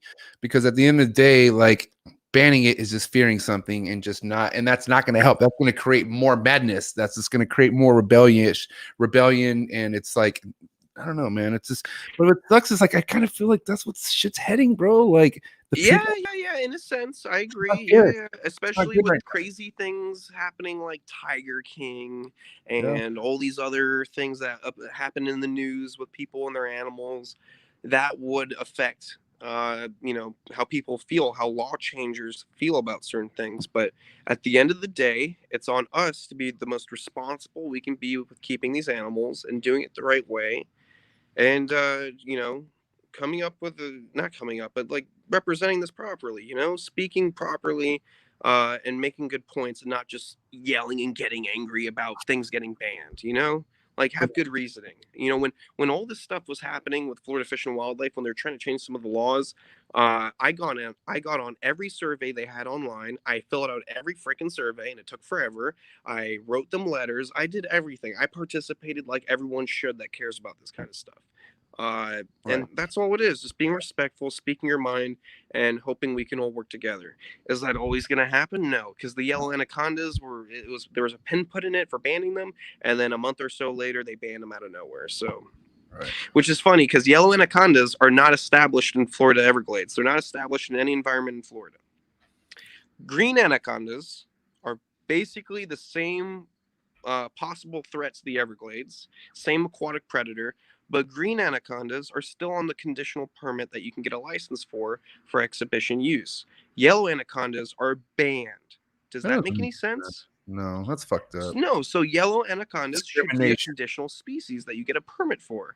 That's the point I'm trying to make. Like, that's just because of ignorance. That's just because of like, oh, we could do this, so they're gonna do it. It almost makes me want to run for head of Florida Fish and Wildlife sometimes, but I don't have time for that. I'm trying to conserve. Hey, day by day, you are young. You are young, my friend. You are young. I know. I'm young. Maybe one day. Don't ever limit yourself from that. If I cut the mullet, they might take me seriously. I mean, can I? I'm not trying to. I don't know. Can I shoot you just maybe a little bit of advice, maybe or not advice, sure, but sure. You're way older than me. You know.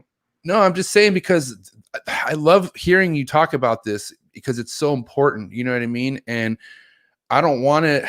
I'm just saying, like, is there a way to implement this in your channel where you talk about this more often or make this message? Oh yeah, dude, I've talked about this a lot. I've talked about every time a law change was happening, I made videos about it. Every time I wanted to speak about a conservation group, I put video, like I speak my mind. It's my channel. No one's telling me. I don't have any Right. partners or anybody. I say what I believe in, and I put out there what I believe in, and that's what I've been doing. There's plenty of videos where I talk about getting online and respectfully speaking out to these lawmakers and taking surveys. I've done it a bunch. Like, you know what U.S. ARC is and stuff like that? Have you heard of Yeah, U.S.? yeah. Okay. U.S. ARC, U.S. Florida ARC, all that stuff. Cool, because that, I mean, all those stuff matters, man. All Oh, that, of all course, that of stuff is course. I like, try to support them as much as possible. that's love, man. And honestly, it's like, dude, it's like, what else? I mean, you're doing everything you can, bro. Like, you're doing it, and you know, that's good shit. I'm stoked. I can't wait for you to come down to Florida. You're gonna have a real good Bro, time. I'm like, and I've never been to Florida. Can you believe that shit? So That's very bizarre because yeah, I know. you know you're in America and Florida. Come on, Florida's right here. Come on, Florida's come super on. American. I've been to Texas. I've been a lot of places, but I just never visit Florida because, like, what, you know what I mean? I lie. I've been to Orlando. I went to Disney World when I was like 6, but I had like a lot of concussions racing motocross. So I don't remember. Oh, you raced a lot of motocross? That's awesome. Yeah, yeah. I raced. Did you see my dirt bike that I got? Yeah, I saw your dirt bike. Yeah, I got that's my first ever dirt bike. I played around a little bit when I was younger on dirt bikes, but I've mainly done ATVs growing up, and I really wanted to learn how to do a wheelie. So I got that dirt bike just to practice, and now I can really pull off the wheelies. And when I move, I'll get probably a little bit bigger of a dirt bike, and just use it to check my perimeter fence in the morning, right around the whole property. You don't need I'm not gonna do. So I literally remember as a kid, because I started on a 50, on a PB50, and then I would work my way up. But my dad would always hop on the bike and like demonstrate, like, all right, this is how you put your foot down when you turn. And like, even on the 60s, bro, like those things kicked enough fucking gas where he would kick him off he'd kick him off the bike, dude, and he would fuck himself up by giving it too much gas in a low gear. So you can still get fucked up on a smaller bike. Oh, hey, there's the photo. So yeah, that dirt bike, that's my first ever dirt bike. And dude, I believe you. That's why I got that. I think it's a 110, right? That's a 110. It looks like a 110. Yeah. So I got this 110 with the advice of an experienced biker who knows how to do gnarly tricks, and he taught me how to do wheelies on this. His name's Brandon. He's a good friend of Tyler as well. And yeah, I wanted to get something that wasn't crazy powerful so I don't kill myself, but something to start off with and practice wheelies. And I got that little bad boy, and I love it. I love that little thing. I have to replace the back fender. It's broken because of all the wheelies I practiced. Yeah, I love that little dirt bike. That's so fun. And when you come down to Florida, I'll hopefully have like another bike and maybe like an ATV or a Kubota, because the property's big and I'm going to need some stuff to move around. But yeah, we'll be able to ride around. It'll be fun. We'll be able to do animal stuff. And if you need a place to crash at, you can crash at my place. It'll be fun. Can you hear me? I said that would be epic. I muted myself by accident. I said that would be epic. That'd be fucking something else just to like be around someone, because you gotta understand, bro, like me growing, even to this day, like I don't have anybody who's on my level with animals in my area. Like, to me personally, there's a couple people like close, like within an hour or so, but like I'm talking about in my neighborhood or like 10 minutes away, 5 minutes away. I don't really have anyone like on that level, and I'm not even on a level where like you're talking about crocodiles and shit like that. I'm talking about just snakes, and like now it's gonna be monitors. So I'm literally want to get out of my own little body for a little bit and get into that fucking, you know, that moment where I see a croc, I just see shit, bro. Like, you don't understand. Like, that's gonna be really life changing for me. And I know, dude. Let's get you. So we won't be too far from Jupiter. So what we should do is, I told you I want to get out to California and dive mako sharks, and you should tag along for that. But what we should do is, when you're in Florida, we should do all the crazy snake stuff, crocodile stuff, lizard stuff over at my facility. We should go to Jupiter to meet up with one of the shark diving charters and go swim with the sharks. We should go hang out with Tyler, get Tyler to come dive with the sharks with us, go everywhere. We should go do a bunch of stuff when you come down. And you can vlog it all, or just come and have a good time, whatever you want to do. Yeah, dude, I'm so down, bro. I'm super down. I know we talked about earlier, or like when we first talked on the phone, about you getting into mammals or not getting into mammals. I can't remember. So I am into mammals, and I've worked with big cats a little bit, and I've worked with bears here and there. I've worked with monkeys. I've worked with lemurs. I've worked with lots of random miscellaneous stuff. The only reason you don't see me with a lot of mammals is because mammals, I'm keeping away from the mammals, because when you have mammals at a facility, you have to get a USDA permit when you're using them for the public, or education, exhibit, all that stuff. Just to make it easier on myself, because I'm taking care of all my wildlife right now. Reptiles are easier to maintain. You and I both know that. And a lot of the viewers out there right now know that reptiles are a lot more manageable than dealing with the constant care of a mammal like a primate or a cat. So at my future facility, I won't be keeping any mammals or anything. I had thought about getting a jaguar and raising it up. But I'm not going to do that. I'm going to stick with the reptiles. That's my what I'm really keen with, and that's my forte. And I'll work with mammals in the future, of course, but I'm not going to be keeping any mammals. I think with reptiles, I can make them happy. With birds of prey, I can make them happy. And with certain mammals, I want to be able to travel. And I would feel bad to leave the country and know that there's a primate or a big cat that's just sitting there waiting for me to come back, you know? Yeah. I already feel like that with my damn retics. You know what I mean? I'm like, fuck, That's dude. ridiculous. That's ridiculous. Oh my God, that's a good one.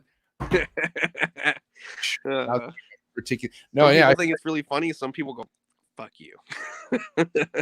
Dick. I bet the whole the Retic Nation people would probably get all pissed off if you were to drop that little Really? little, Who's Retic? Is Retic Nation like a Facebook group or is it a YouTube? like it's like Antifa of Retic keepers. What?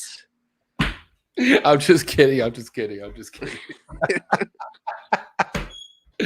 a mad dog. A couple people are gonna like that. But yeah, anyways, it's some people do kind of take it like, can't take a sarcasm or can't take a joke. You know what I mean? People need to learn how to laugh. Some people are just way too serious with life. Yeah, dude. What's crazy? And I will say though, Tyler, God, I want to call you Tyler. Why the fuck did I do that again? I want to say Chandler. It seems like a lot of people who've been doing this before, like the younger or even the newer age of keepers, that like they're too serious. They're so serious. Like they're so fucking like yeah. You know what I mean? It's like, dude, like fucking just chill the fuck out. You know what I mean? It's like, and it's like I feel like that's not the biggest problem, but a problem is people just need to fucking just take whatever it is off their shoulder, like take the shoulder pads off. You know what I mean? Just relax a little bit. You know what I mean? Yeah, man. Who's the person at the zoo? Who's the visitor at the zoo? The little kid holding his mom's hand going into the zoo, looking at the reptile section, and they're wanting to ask a keeper a question about this snake they're looking at. Who are they going to be able to absorb more knowledge from? The person who's charismatic and smiling and having a good time with them, or the person who's being stern and short with them? Right. You know, like if you're going to spread the love for these animals, the education on these animals, then you need to be somebody who, is a loving person as well, who can connect with people. That's the biggest thing. You can't be a hard ass. You really got, if you want to share, like there's lots of people who do good work out there, and you don't always have to interact with the public to work with wildlife. There are people behind the scenes doing incredible conservation work around the planet.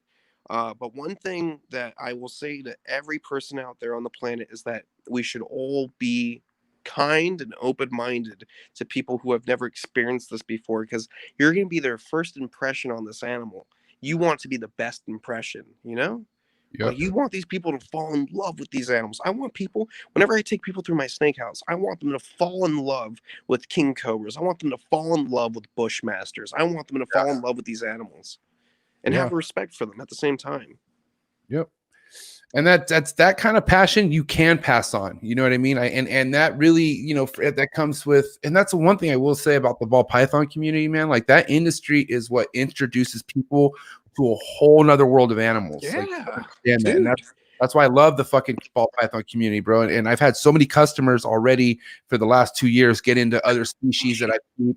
And they're fucking just every day they're so thriving and so fucking excited, just like I am, to be working with the animals that they work in. And it's all because the knowledge is getting passed on. You're taking up another piss. Yeah. Don't worry. Keep saying what you're saying. All right. Anyways, but yeah, man, that's the most exciting thing about it, bro. And that's why it's like, everything has its foundation and everything has its base where everyone goes to, man. And right now, like I'm telling you, your channel is I feel like the most popular animal channel that's not a ball python channel. You know what I mean? Yeah, I really do. That's like, or that's not surrounded around breeding snakes and stuff. You know what I mean? And that's crazy, because if you type in wildlife, I'm pretty sure Chandler, you pop up right away on YouTube when I check. Yeah. or is it? Oh, my bad. Sea wildlife. That makes sense. Gotcha. But either way, you know, a lot of people. Speaking of the ball pythons, a lot of people that start watching my channel, they'll write messages that say something along the lines of, "Hey, I was always deathly afraid of snakes, but after watching your channel this past couple weeks, I just got my first ball python." I see that message a lot. I just got my first ball python. I just got my first corn snake. By watching your channel, I now love these animals, and I'm just getting started in this hobby. And thank you. Like a lot of people, they get hooked on it by watching these videos. I love it. And that's the kind of like. So you should give me 10% of every sale. I want tax, motherfucker. You know, oh, it's crazy. Yeah, it's one thing that people deny though, and it's kind of like, all right, bro. Like, listen, at the end of the day, because I will say, shout to the homie Cody Barnellini. He said, I know Barnellini, huh, it gets you hungry. He says this shit's not a hobby. It's not a hobby. This is an industry. There's so much money involved with this fucking breeding and selling shit that it's a professional goddamn business. Like, it's an industry. 100%. Yes. I agree. I agree. Oh my god, you're too much, bro. You're too much. But anyways, yeah, man. So it's beautiful, bro. This thing is only growing by the day, and it's beautiful, bro. I think it's sick. I definitely think social media has helped kick off the reptile community even more the past couple of years, at least the past 5 years or so, or past 8 years. I think YouTube and Instagram and all these platforms have helped kick off the reptile community. Last 2 years. Last year was a huge, like, because of COVID, bro. God damn, like it just like the 2019. 2019 was crazy. 2019 was crazy, but 2020 forced people to be home. It forced people to fight. Like, bro, I had people like, is this your first podcast, by the way? Yes, it is. Yeah, I think so. Hey, Jesus, no, but I've actually had other guests who literally had come on to a podcast for the very first time because they're like, well, you know what? Like, I want to learn how this shit works. Why not? You know what I mean? Like, show me how it works. Like, they've done a lot of phone stuff, you know what I mean? Or like, you know, like actual like podcasts where it's like over like the air, but not like what we're doing right here. You know what I mean? Yeah. But it almost like 2020 made people evolve into shit that they didn't have a choice. Like, because it's either fucking, you know, sink or swim, motherfucker. Like, either you have to move on, or just fucking dry up like a prune and fucking just die, you know? Yeah, dude. 2020 put a lot of people in bad situations, losing jobs. I mean, we both know this, but like we'll go over it again. Losing jobs, people getting sick, losing family members. Like, I got hit pretty. Like, this past year was pretty rough on me, and it was rough on everyone. So I think we can all connect on that level. That this past year was like, make it or break it. Like, you're either gonna thrive and you're gonna fight for what you believe in, and you're gonna make it, or you're just gonna be back in the past. You're gonna be history. And this year definitely tested me as well. Like, dude, waking up with scorpions in my bed, waking up with giant centipedes coming over my shoulder while I'm watching Iron Man. Like, this past year was crazy. Wait, what was that? Where was that happening at? Like, in my room where I sleep. Did I not mention I've been living in a garage for the past year. But I didn't know you guys have scorpions and shit that are crawling around. We have bark scorpions in Florida, and then I know in Arizona they have bark scorpions as well, but the bark scorpions out west are like way more toxic. The ones here in Florida, if you get stung and you're not allergic, you're good. It just hurts like a pain. It hurts like a bitch. I was watching a movie and I was sitting on the edge of my blow up. And I was looking at the TV and I'm doing something, and I thought it was a cockroach crawling up my leg. And then I went and swiped it off, and I turn on the light, and it ends up being a scorpion that big. Like, I have a video of it. Maybe one day I'll post it. Good. Yeah, you can post it. Handle the. It almost crawled up into my undies. I was in my underwear. Oh, and then in another occasion, I was laying down like this, watching TV. It was dark, and then I felt like 50 legs crawling on my shoulder, on my naked shoulder, and I get like, because it was like 2 weeks after the scorpion. So I get up, I turn the light, I knew what the fuck it was. It was a giant centipede like that big as well, and it was crawling through my sheet. I have a video of that too. Oh my god, bro! Don't you have an Orkin man or like a homie? And that's in Florida. That's not me living in Thailand for a couple weeks. That's freaking Florida. Oh, God bless. Are you all right? You gonna be all right? Me? Yeah. Yeah, dude. I'm moving to a beautiful property next month. How? I Like, couldn't be happier. how much longer do you have to sleep in a garage like this for? All right, so this month is almost over. So roughly like a month or just over a month, I have to keep doing it, or I could just like sleep at friends' houses and. Yeah, go crash at Tyler's. Fuck, his place is nice. It's so far. I have to take care of my animals. I live in like I'm down in Florida City right now, like out like Homestead. So that's All right. like almost 2 hours north of me, and like I'll go out there just to hang out with them and go work out for a little bit because I love them, but I can't do it every day. Right. Yeah. All right. Tell me about you. Tell me something. I want to learn more about you, bro. Tell me about you. What do you want to know? You tell me. What do you? I don't know. Well, first of all, how old are you? I'm old, bro. How old? Guess what year I was born? 1806. I don't know, man. I don't know. I would turn the 19. If you turn the other way around, 1906 is what it is. Oh, okay. 5. So, are you a married man? Do you have kids? Yes, married. Got lucky somehow. I swindled that. I don't know how I did it. There you go. Well, you live out in California, right? Yeah, exactly. So there's a lot of hoes around here. You know, you gotta be careful. I was gonna say the land of the beautiful women, but you beat me to it with what you said. Yeah, you gotta be careful around here, bro. But yeah, no, man. I'm 35 years old. You know, I've been living in San Diego, you know, majority of my life, but I lived in different places and stuff, you know, and but like, you know, that's why it's always been crazy why I've never been to Florida, because I've been all over. I feel like, you know, lived in a few different places, but I've never been to Florida. So, but yeah, man, to be honest, other than California being California with its fucking bullshit laws, I love California, bro. Like, I live in I mean, you kind of saw how big my backyard is. Like, I'm in my own little fucking piece of heaven. I'm away from people. You know, it's my neighbors are far from me, even though my neighbors are cool. But like, you know, I do my thing. I got taco shops that are 24 hours. I could do what I want anytime I want. You know, I get the fucking best tobacco I could ask for. You know what I mean? The best Mexican food in the country, in the world, bro. In the world, the burritos in California are sick. I'm telling you, bro. People try to flex. I'll put some stuff on my stories, and people are like, oh, you should really try the Mexican food in Arizona. I'm like, shut the fuck up. Just don't even come. Your dirty little Arizona mouth. Or, I'm sorry to the fans in Arizona watching this. Bro, I love Arizona, great herping, but Mexican food, I'm gonna get it in Mexico. I'm gonna get it in California. There's people who think Tex-Mex is better than real Mexican food, bro. Like Tex-Mex. Tex-Mex is good, but you know, listen, Texas has got great food. I'm not even gonna like say Texas has got great food. I love Texas so much. I love Texas. I love its barbecue, and you know their servings. They're huge. I love it, but they're just not. They need to just figure out how to just get real Mexican food and lay off the fucking chopped onion and tomato and put cilantro. It's okay to put cilantro. You know what I mean? Yeah, cilantro is good. Cilantro is good on Mexican food. It's good on certain sushi. It's good. Cilantro is great. I love food in general, man. And I feel like where I'm at, bro, the demographic, because San Diego, so many people come to San Diego from all over the place. So the food here is fucking banging, bro. Like, and you know, I don't know. I love food, bro. You like Indian food? No, hell no. Even though on the right Indian food, you and I will get some Indian food. I've had a bomb curry. I like curry. I've had curry. I can do curry. Not curry.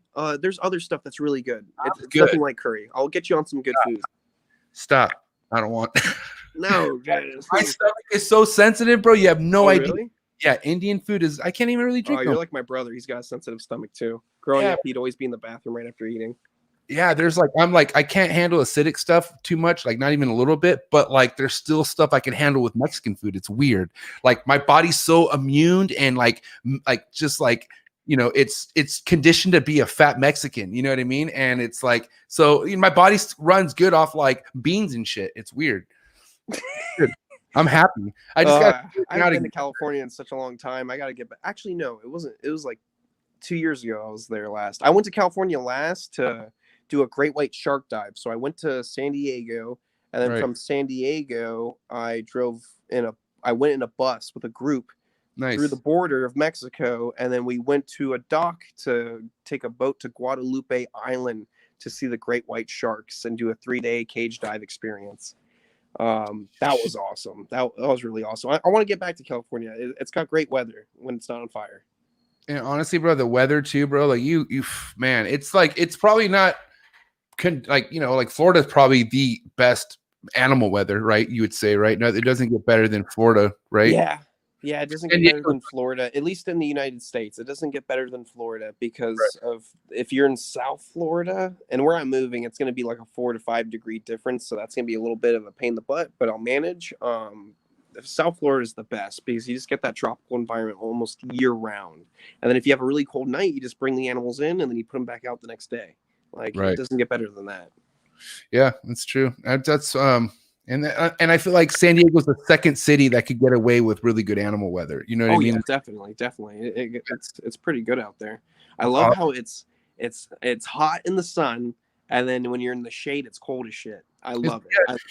It's funny you say that too, because what saves my property, like on my house, is fucking we have big ass trees. So, dude, we've had summer days that got to like 107, 110, like crazy record days. And we're like, what the fuck? But because we've had a tree, like our backyards always kept a breeze. Like we've always had this breeze. So we would just sit in our backyard underneath this tree, like literally like fucking our alpacas all fucking day and just chill and like just feel the breeze. Like in that, and you know, like that's one thing Pelly could give you. If you got them trees, you're all right. And that's on both sides. You know what I mean? Oh yeah. Yeah. So, okay. So best case scenario, if everything goes right, when do you think you could get back out to California? I don't know. I mean, like it's in America. So, I mean, I could come out there in the next couple months. I mean, like right now with all the stuff that I got going on, I wouldn't be available until like 3 or 4 months from now. Okay, cool. But why, you know, are you inviting me out for burritos? Oh, dude, I have these. Hold on. Yeah, I have 3 VIP wristbands for MJ Taco Tours, which take you to these secret spots. Okay, I'm talking about these special spots. We will have to go to Tijuana for a day, but the most OG secret spots, cash only. I'll take care of it. And they come with the wristband. So literally, bro, you're gonna have the time of your life, and it's from morning to night, all food. It doesn't stop. Yes. A bunch of tobacco. That sounds like my kind of day. It's amazing. All day. And guess what? There's a beach. There's water. We can look at water. We could go fishing. Look through the tide pools and go look for crazy wildlife. I was even go catch a guitar fish. I've never caught one before. Bro, I'm saying we could also go on a charter. We could go on like a half day or full day charter boat and go fishing too. Like if we're going around, if you're coming around the time where there's Makos, bro, then obviously we could go get Dorados and fucking like sick ass fucking bluefin. You feel what I'm saying, dude? We can make I'm down. Let's do it. Yeah, because then we could eat it all. We could eat everything we catch. Bring that shit home. That would be badass. Last time I went fishing for tuna, I caught a huge like 30-something pound tuna. And my buddy's like, you need to take a bite of the heart. And they cut the heart out. And it was like that. It was that big. It was beating. It's good and luck. They're like, you need to take a bite. And I went, I was like, and I ate the whole entire heart. And they're all like, what the fuck? You ate the whole heart? It's delicious. You said to eat it. That's why you have powers, bro. I am the heart of the tuna. That's why I run on energy. Mullet power is. That's why your mullet's so heavy. That's all the heart, bro. That's nuts. You really ate? Did you swallow it or chew it? Just more like swallow. You know, like chew, swallow. It's soft. You know, it tasted really good. It was slightly salty. It was sashimi. It's slightly raw. Slightly salty. It would be pure salt. It should. Like fuck, dude. That's a that's a fish out of the fucking ocean. Oh man. Good point. Good point. Oh my god, man. All right. So did you want to ask me anything else before I get to my next topic? No. Go on to your. I mean, yeah. Let me see. There's definitely things I'd like to ask you. But besides Mexico, have you been to any other countries outside the United States?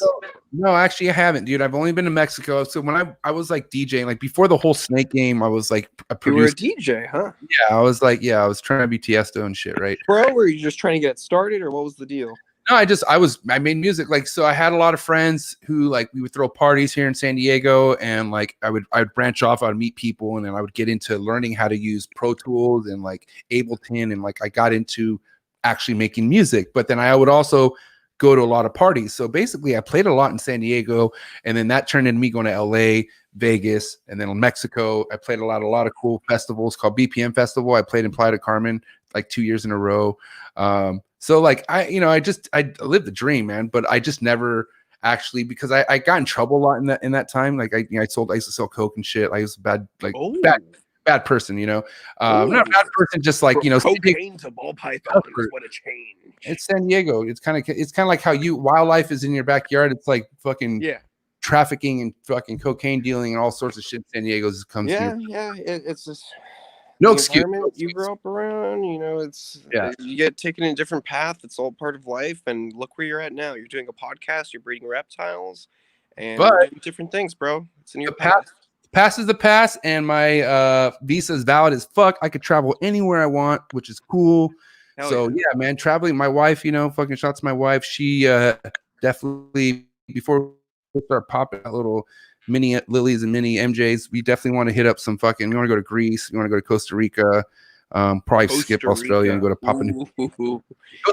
Costa Rica's the bomb, bro. I love Costa Rica. If you want to go to Costa Rica, you come with me. You come down to Florida, we hang out, and then we go from Florida. It's a 2.5-hour flight. Bro, yes. I actually have, because of this because my other podcast, Unfiltered, I was able to inquire a good relationship with somebody who lives in Costa Rica and has his own zoo down there. His name's Quetzal. Quetzal. I know Quetzal. I've been to a zoo. Yes. Yeah, the reptile zoo down in Quepos, or is it Quepos?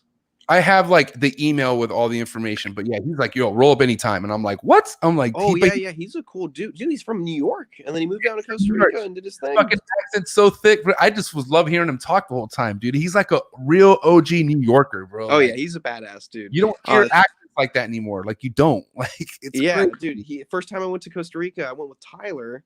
When I got back from Thailand and Australia. That was my first time ever out of the country. And then when I got back a couple weeks later, I hit up Tyler. I'm like, you want to go to Costa Rica?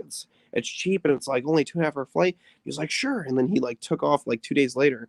And we went, and Tyler got a hold of Quetzal, and then we went and saw a zoo, and it's badass. He has a Komodo dragon. He has a black dragon. He has American crocodiles. He has all kinds of crazy rare snakes.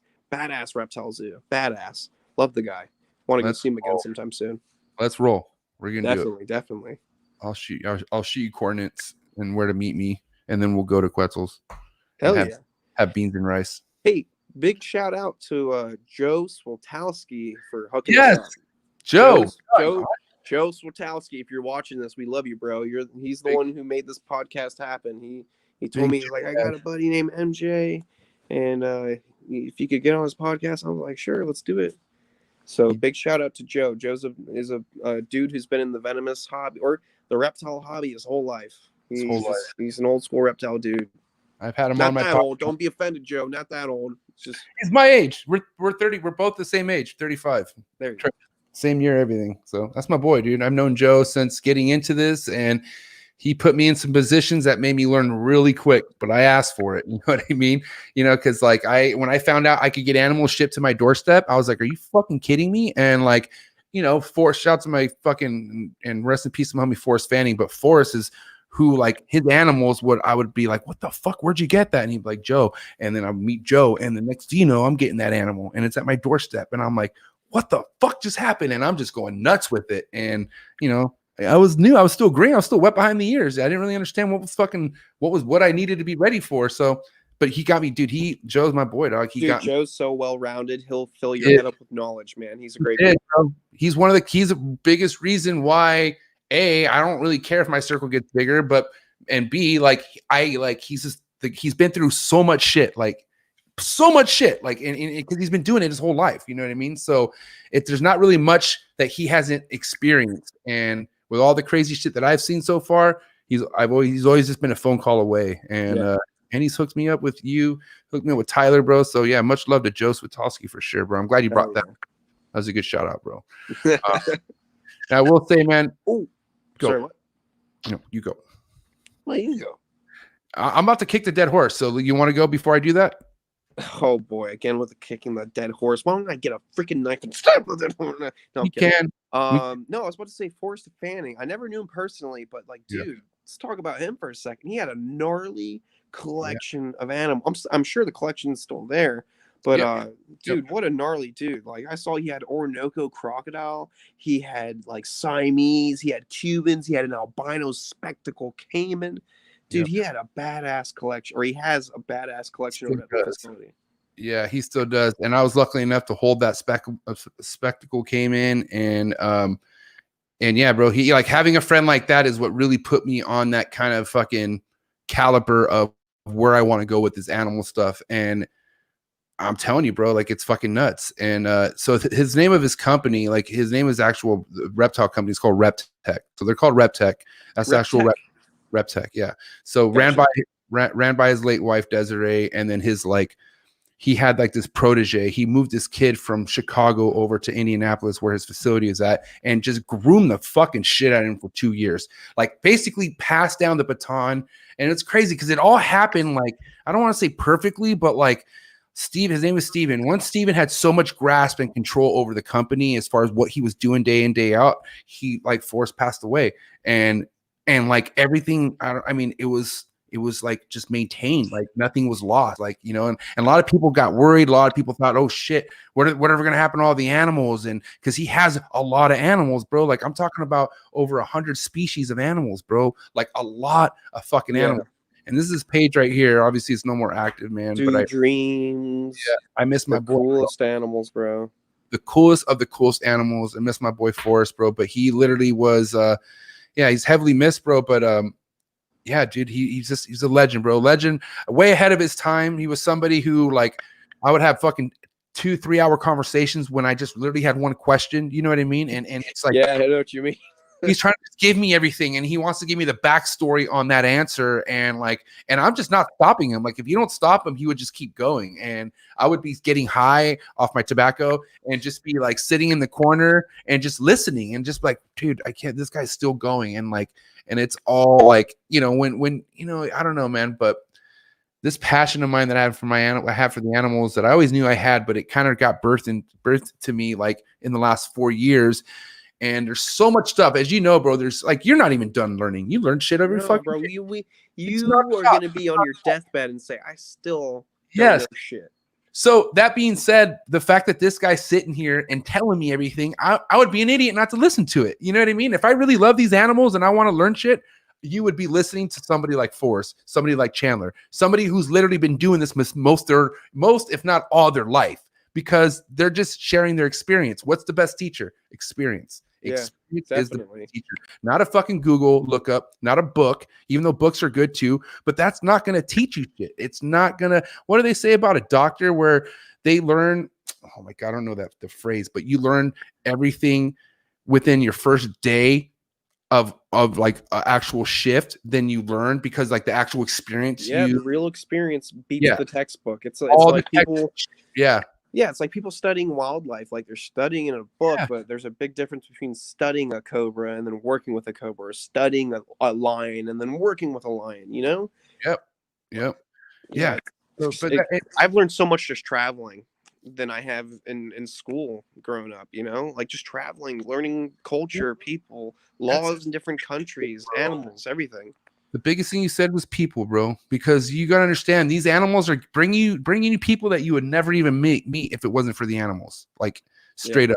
And that's the beauty about this. That's why I'm always forever in debt for what I do for these animals, because like, dude, they connect me with you. Like, who would ever thought I'd be fucking chopping it up with fucking Chandler? You know what I mean? When I remember looking at your videos and like, and this is a good kind of jealous, but I would look at you and Tyler and be like, dude, look at, like, they are homies, bro. Like I'm like, that's fucking not fair. I don't got nobody I could like bring over and like, you know what I mean? Like, look at that shit. Like, it's fucking like, it's dreamy, bro. Like you have another homie who's on that same level, and it just, all you guys do is feed back and forth into each other. You know what I mean? I have homies like that now, you know, I'm just saying, like, it was in such a beginning stage where I just, you know, and to this day I still look up to you, but I'm just like, dude, it's so fucking sick. Like to have that kind of like, you know what I mean? Because not everybody has that, bro. Like, you know, not a lot of people get that kind of like, you know, I guess the environment, you know, the environment, the vibe, you know what I mean? Yeah. Exactly. And dude, you know what? Like, I have lots of like friends, you know, but in reality, like the real friends that I have is like 4 to 5 people that I truly like hang out with and that have my back. And I gotta say, I'm putting it out there so it's as clear as day. Tyler Nolan is one of those friends that would always have my back if I needed him, and if he ever needed me, I'd be there for him. And that's why I'll always have his back. And he's my fucking homie. I love him. Yeah, And he loves you, dog. I'm telling you, he rides hard for you. So. No, I know. Yeah. If anything happened to that motherfucker, I'd be there for him. If anything happened to me, I know he'd be there for me. And that's what means the most to me in life, when it comes to friendship. I know I'm young and I'm going to experience many more things throughout life, but I know one thing is that you don't need 100 friends. You just need 3 motherfuckers. It's literally 3. Okay. Yeah. 3 is a company too. Okay. So. Yeah. No, dude, respect. It's funny. And the older you get, so that no matter where your number's at, it could be 10, 15, 20, but no matter where that number's at, the older you get, the smaller that number gets. And that's the way life should be. Like, no offense, bro, but you're not, it's not high school. You're not going to be Mr. meet you at the fucking lunch table. No, dude, everyone has their own life. Everyone's on their own mission. Everybody has a good day. Everyone else has a bad day. Different strokes for different folks, bro. That's why, and it's nothing, bro. There's people I go, even reptile people I met 2 years ago that I'll go 2, 3 months, 4 months without speaking to them. Oh, no. And sorry, stick with me. The audio is crapping out on me. I'm so sorry. Give me 1 second. I don't know if it's because my phone's dying or what. Let me go find a charger real quick. My bad. He just needs to piss again. You're like crapping out on me? Give me 1 second. I'm trying to. Am I crapping out? Damn. Where's their charger? I need to smoke more tobacco. Oh, no. I don't live here anymore, so I don't know where there's a charger. Crap. Can you hear me? Yeah, I can hear you. Can you hear me? It's getting so chopped up right now. Oh. Charger. Okay, I got a charger. You might have to. I think I'm on like 5% or something. You might just need to exit out again, to be honest. Give me 1 second. Yeah, he's good. I think. He can't hear us or hear. Sure. Maybe I should. Yeah. Hello. Yeah. Can you hear me? Okay, so I got you. I got it charged now. Put my headphones on. No. Okay, exit out and come back in. Exit out and come back in. All the audio is going. Okay, hold on. Look at the private chat. There's a private chat. Look. Should I leave and come back? Yes. Okay. All right, cool. Woo! I'm leaving. Damn, that was difficult. It's like kind of a charades, huh? Like, hey, you need to leave and then come back in. But man, what's going on, everybody? Hope you guys are having a good time. I'm just having a really good time getting to know Chandler. I'm sure you guys are too. It's the beauty about these kind of podcasts, man. It just, you don't really know how cool and chill people are until you fucking actually kick it with them, man. And I always knew that Chandler was chilling shit, but having a great time. I do have one more important topic I do want to talk about with my man Chandler here, and then we'll get the hot seat questions ready to rock and roll. So I'm doing well, Kayla. How's my girl Kayla? That's my girl. What's up, Kayla? My girl Kayla. Oh no, it's still going. Can you hear me? Kind of. It's going. Why is it doing that? Put headphones in. Plug your headphones in. Plug your headphones in. Use Put the headphones on. Yeah, see if that works. Chandler noticed me. I'm your biggest fan. Okay, cool. Can you hear me? Hello? Can you hear me? Hello? Can you hear me? Oh man, it's still every time you speak, it's like that's weird. Oh, that sucks. Hello. We're at the very. Bro, I'm so sorry. I'm ruining your podcast. Okay, it sucks. Exit out. Get out. Exit out. You're good. Speaking? Can you hear me? What the fudge nugget? Yeah, it's working now. What was that? Bro, I don't know. I'm sorry. It started glitching like crazy. Let me hook it up to the charger. Sorry, what were you saying? The whole time I was trying to get reconnected, my camera girl, Ruth, is texting me, and she's going, he's telling you to leave and come back. He's telling you to do this. Oh, shit. It's all good. Okay. And I have ADD, so as soon as you get my focus off something, it just and then now I forgot what we were talking about, but I know it was something good. No worries. All right, I'm back. You're back on the tobacco. We're here. Everything's good. Oh, you were going to beat a dead horse. What horse were you going to beat? Oh, okay. Yeah, let's do that. Let's get into that. Now you're frozen. It's all good. Am I froze or you're froze? Give it a second. What? Oh, here we go. Okay. All right. Give it a second. There we go. Give it a second. It's just because it's connecting. But you're good. Say something. Hi. You there? Hello. Okay. What is saying, my friend? Okay. All right. So the dead horse, right? Still alive. It's still alive. What the fuck? Tyler. Oh, sorry, that was my fault. I hit it by accident. You called me Tyler. You son I of know. a bitch. I don't know. I'm having a good time. Wish you guys were both We here. look nothing alike. I know, but you guys are like both cool, so my bad. All right, so listen, Chandler, stop. So Chandler, okay, the dead horse, right? That's actually kicking. Biggest frown upon thing done that's apparently the biggest thing that's making this hobby look bad is not using a venomous hook, aka free handling. Okay, free handling. Get bad examples, people getting bit, blah blah blah blah. You know what I mean? And it's not blah blah blah. It is true, people getting hurt. But like, what do you you've free handled before? It's not a secret, but you've also used hooks. Seems like you do it and you don't do it. But where are you at with that? That's what I want to know.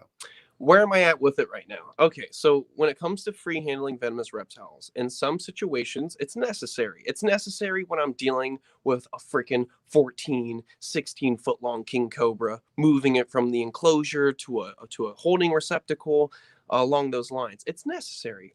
Can everyone do that? No, not everyone can do something like that. And no one should put themselves in a situation where they're not trained enough to be able to do something like that, or they're not comfortable. No one should ever put themselves in that situation.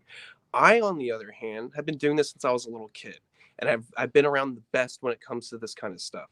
So therefore, I take it into my own, I put myself on the line. I feel comfortable doing it. I use my skill set. I get the job done. The animal's more comfortable. I'm more comfortable. That's how I do it. When it comes to smaller venomous reptiles that's not necessary to free handle, now I kind of take a step back and I don't do it. At least I don't do it too much on camera. So here's the biggest thing. Like not long ago, I made an announcement on the channel saying I won't be free handling too much on the channel anymore because I don't want to set a bad example to people coming into this reptile world and whatnot. I still have to free handle certain snakes to make them comfortable, like the king cobras and some of these really big vipers. But with the smaller specimens, I use a hook all the time now. Like I make sure I use tools so I don't, if it's not necessary, I don't do it. But in certain situations, it's very necessary for me to do this so the animal's comfortable and so I'm comfortable. And that's really it. It's not for everyone. I don't think number one, like when I was doing the venomous stuff growing up, to get my hours for my permits and whatnot, I used tools. I did everything the right way. And when I got my own license and these animals were under my responsibility and I'm at risk of getting hurt by my own animals, I take, that risk into my own hand now that it's my own situation, my own animals, my own permits. So yeah, it's not something that I say people should do. Whenever I do something crazy like that in a video, I typically say you should never do this. I'm putting a lot of thought. I'm reading the body language. I'm looking at the eyes of the animal. Everything, every little movement I'm paying attention to. Yeah. Other people, they try to replicate something like that. Let's say rural India. You got people who are trying to be snake catchers that have no experience, and they basically get nailed on camera trying to film a viral video. And these are people who run into king cobras and they feel the need to try and capture them instead of calling it professional, and they end up getting bit. And in other countries where there's venomous keeping and there's laws that are more lenient, yeah, people tend to free handle quite a bit. Some a little more reckless than others, some pretty professional and they just dabble in it a little bit like I do. It really depends on the individual. Is it something that everyone should be doing? No, not at all. It's just some people know what they're doing. They can pull it off safely, and it's best for the animals and best for themselves. And that's really that's it. I don't really know. I mean, pick my brain about it more and I could tell you more, but like, that's just how I feel. And that's how it is. What can we do? Cause like, think about it. Like what's it all about? It's about the children. I love the children, right? It's about the children. But children are children. It's a little boy who wants to work with a king cobra one day and you gotta let him know, hey, little Timmy, you can't go and pick up that king cobra. You better use a goddamn hook. Little Timmy becomes little T, who's a SoundCloud rapper who is now on his own, and he wants to get into fucking venomous because he's on his own. He's making good money, and he's like, wow, I follow Tyler, and that motherfucker does it. You know what I mean? But how do we like not influence, but not how can I say we want to influence, but how do we like give the better or best examples to people who need more of a clearer picture, I should say? Well, the number one thing I say in these live streams that I do on my channel, and I say when I'm interacting with people in the public, when I'm doing private tours, and they ask me how do I get into it, it's always the same thing. Do it the right way. Get your foot in the door, either getting a job at a park, or if they don't have any jobs, get a volunteer job just to get your foot in the door. Start doing the nitty gritty, working, sweeping floors, raking areas outside, cleaning enclosures, and you might not even be able to like touch an animal for months. You're just gonna be cleaning and raking, cleaning bathrooms. But you know what? Eventually, you're gonna have the opportunity to properly work around these animals. And the biggest thing about working with these animals is making sure you have the right mentor. Making sure look at that individual and go, hey, is this a person that I want to learn from? Is this somebody who's been successful in the animal world? Is this somebody that represents it properly? Is this somebody who's been bit a million times? You know, those are the things that need to come through your head when you're trying to get into this kind of stuff, you know? It's like you see me handling a king cobra a certain way. I reiterate, this is not something that you can just walk up and start doing. It's dangerous. You will freaking die. It might not be the most potent of the Elapidae family, but it's got a hell of a venom yield, and if it pumps it into you, you're gonna die. You have a good chance of it. You're gonna die. You're gonna die. I mean, it's got the second largest venom yield of any venomous snake on the planet, or the largest venom yield. So I think the gaboon viper has the biggest venom yield, biggest venom glands. But no matter what, it's gonna pump you full of venom. When a king cobra bites, it holds on and it chews like a pit bull. Like it's no joke. Yeah, that's how I feel about it. I mean, do it the right way. Learn how to do it the right way. And later in your career, if you feel knowledgeable, if you understand what you're doing, and in certain situations you need to do something a little dangerous, like free handling a king cobra to get into enclosure, if you know what you're doing, then yeah. If you're in my shoes, you understand how to do this kind of stuff. Yeah. For other people, no, it's not for everyone. It's not something that you can just walk into and do in a year. No. I've been around king cobras since I was a little kid. Like, even though I didn't start working with them until I was like 16, 17, I was still around them when I was a volunteer. There was king cobras inside our snake room, and I was always around them, watching them, observing the people who handle them. This is all that came into play of me growing up around these animals, watching people, watching the animals, paying attention to body language. You know, one of the biggest things about working with animals isn't just interacting with them. It's sitting back and watching what they do, observing how they behave, you know?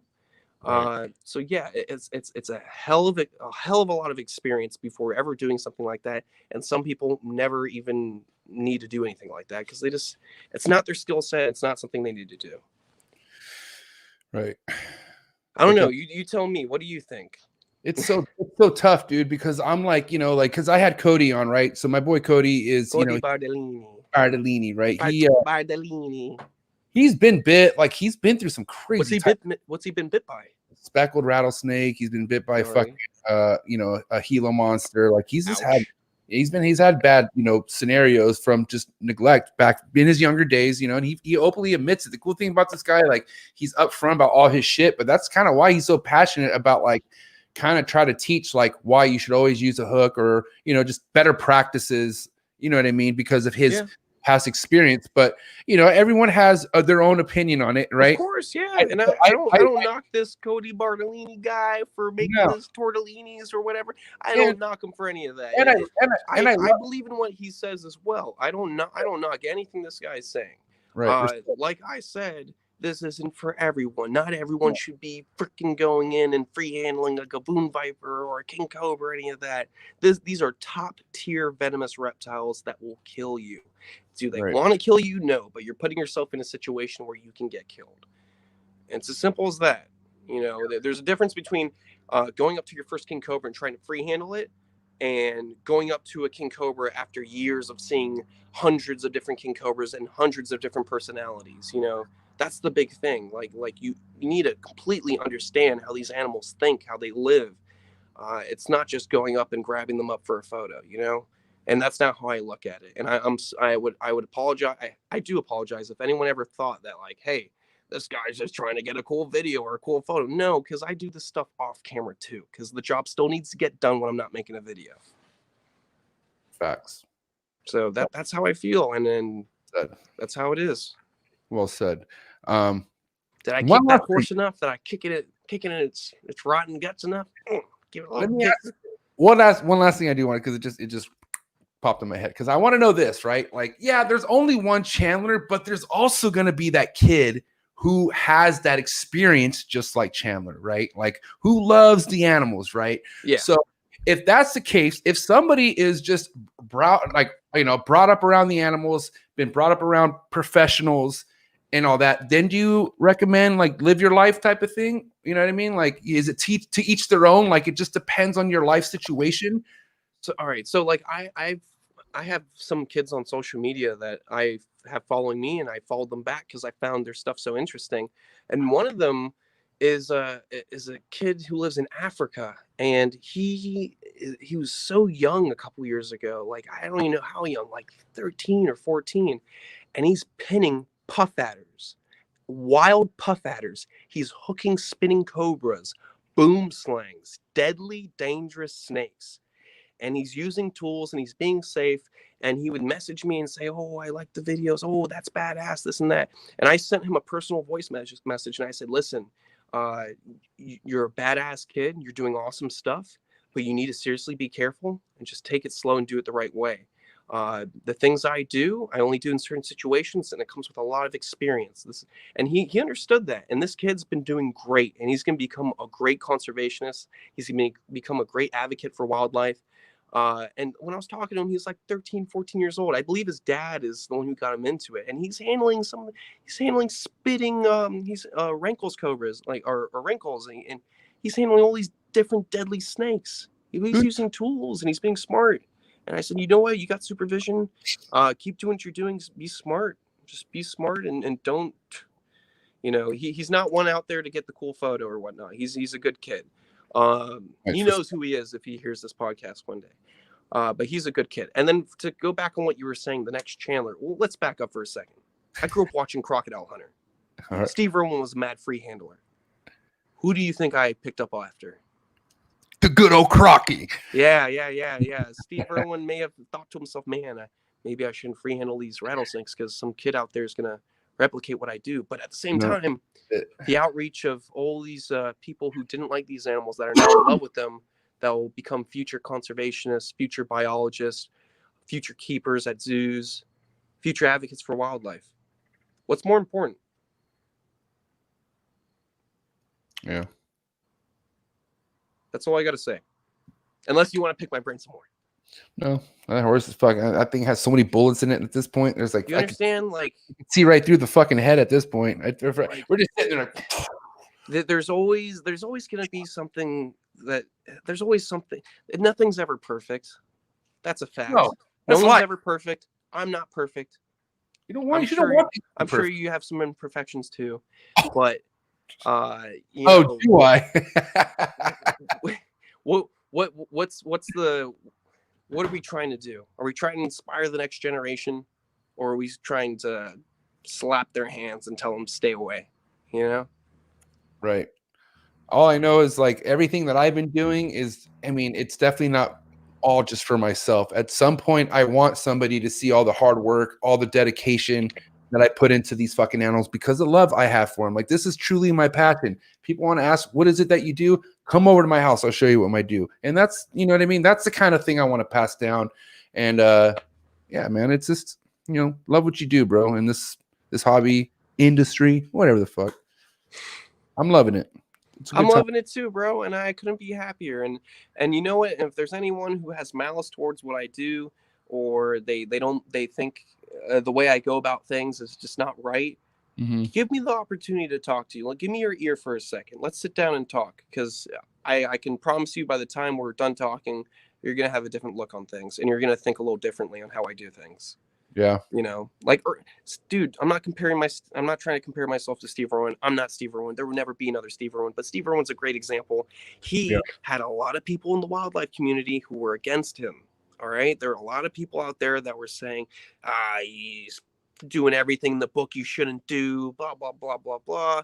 He inspired the next generation of conservationists. Meanwhile, a lot of these other guys, they didn't get any attention from these kids. They didn't.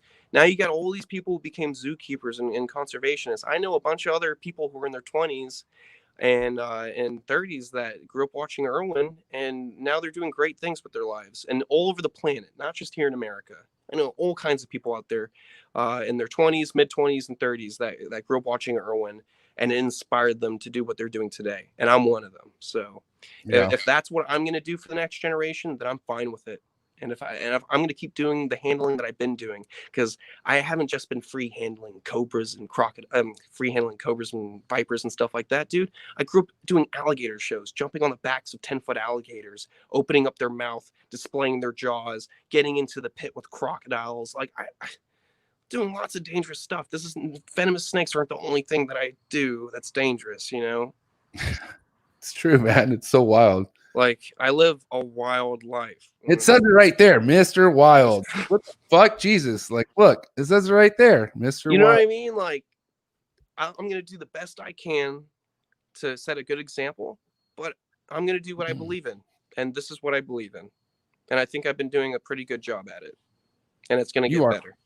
It's, bro, this is like, you're not even peaked, not even close, bro. Like, this is awesome. That's why I'm so excited. Not only because I know you're going to come back on this podcast again, but like your future's bright, bro. And I feel like your future is going to be so bright that it's going to brighten the industry. It's going to like, you're going to bring a lot of goodness to everyone else with the shit that you have. That's what I want. That's what I want. When I meet up with these other YouTubers that do reptile stuff, I try to tell them like, hey, why don't you incorporate some more conservation efforts in your videos? Why don't you try and shout out this organization? Why don't you get some traction for this group over here that needs some attention? Like, I want everyone to work together. I want us all to be together on one mission, and that's conserving wildlife and spreading, awareness on certain species. You know, it's so vital because, everyone can pay attention to the panda bear going extinct, but what about all the other reptiles that are keeping our ecosystems nice and clean and managed? Exactly. All the snakes that are managing the rodents from, spreading plagues, diseases, stuff like that. Everything has its purpose. You just got to fucking look at it and understand it, bro. Yeah, bro, we're on a planet. We're all connected. Everything is connected. The plants around us are alive. The earth, the soil is full of living organisms, and worms are in there. And everything on our planet is connected. And if you don't believe that, you're blind. It's a domino effect when we lose an animal on our planet. And that's why we got to start taking this stuff way more seriously. Yep. Couldn't say it better, man. Okay, one last thing before we get into the hot seat questions, because I slept on this, and this was a really important thing I wanted to talk about. Because my new journey, and it's a journey that you've already been on. Do that one more time with your hair. Yeah. And this is what I'm talking about, baby. The lace pop. Get it, the Bell's face, the lace monitors. I'm getting a lace. I'm getting a Bell's. I cannot wait. All right, so. So excited, bro. How do you understand how much lace monitors mean to me? Like, I was trying to get lace monitors when I was like, I don't know, 12 years old, 13 years old. I was trying to get them, and I'd be like, excuse me, sir, do you ever get lace monitors into a reptile shop? And they're like, no, we don't, but we could make an arrangement, and if you do want it, it's going to cost definitely over $10,000. And I was I don't even have a job yet. So as you know, lace monitors weren't readily available to the public until like this past year or 2 years, dude. Like, for over the past 20 years, they were not available. There's only, a couple breeders out there, and only in the past couple years have they produced enough where they would sell to the public. One of them is Brian Waterloo, and that's the guy who I got my lace monitors off of. Dude, lace monitors are my second favorite lizard on the planet. At least for the monitor lizard family. They're my second favorite lizard. They come in so many different locality colorations. They are so beautiful. Even the Bell's face morph, there's this guy, Jack, who I have, who's got like a bit of a dirty color, but like there are some that are like super clean, almost pink white, like it's crazy. And then you get the regular coloration that can come in a crazy tiger stripe coloration. I believe it's called Sydney Sandstone or Sydney something like that, Sydney Sandstone wash, and that's the one that looks like the tiger stripes with like the neon yellow. Like, they're beautiful, dude. So the lace monitors are my second favorite lizard on the planet, and when I got those lace monitors, it was right before I left to Australia, and I was so freaking happy, bro. Joe Swatowski is the one who put me in connection with Brian Waterloo. So thank you, Joe, for putting me on my lace monitors. I love them to death. So you got those as a hatchling, or how long Yeah, have you yeah, had they're that? like this Like like that big. Like how there's a big they photo on my Instagram somewhere where I got both of them on my hands, and they're so tiny, bro. They're like geckos.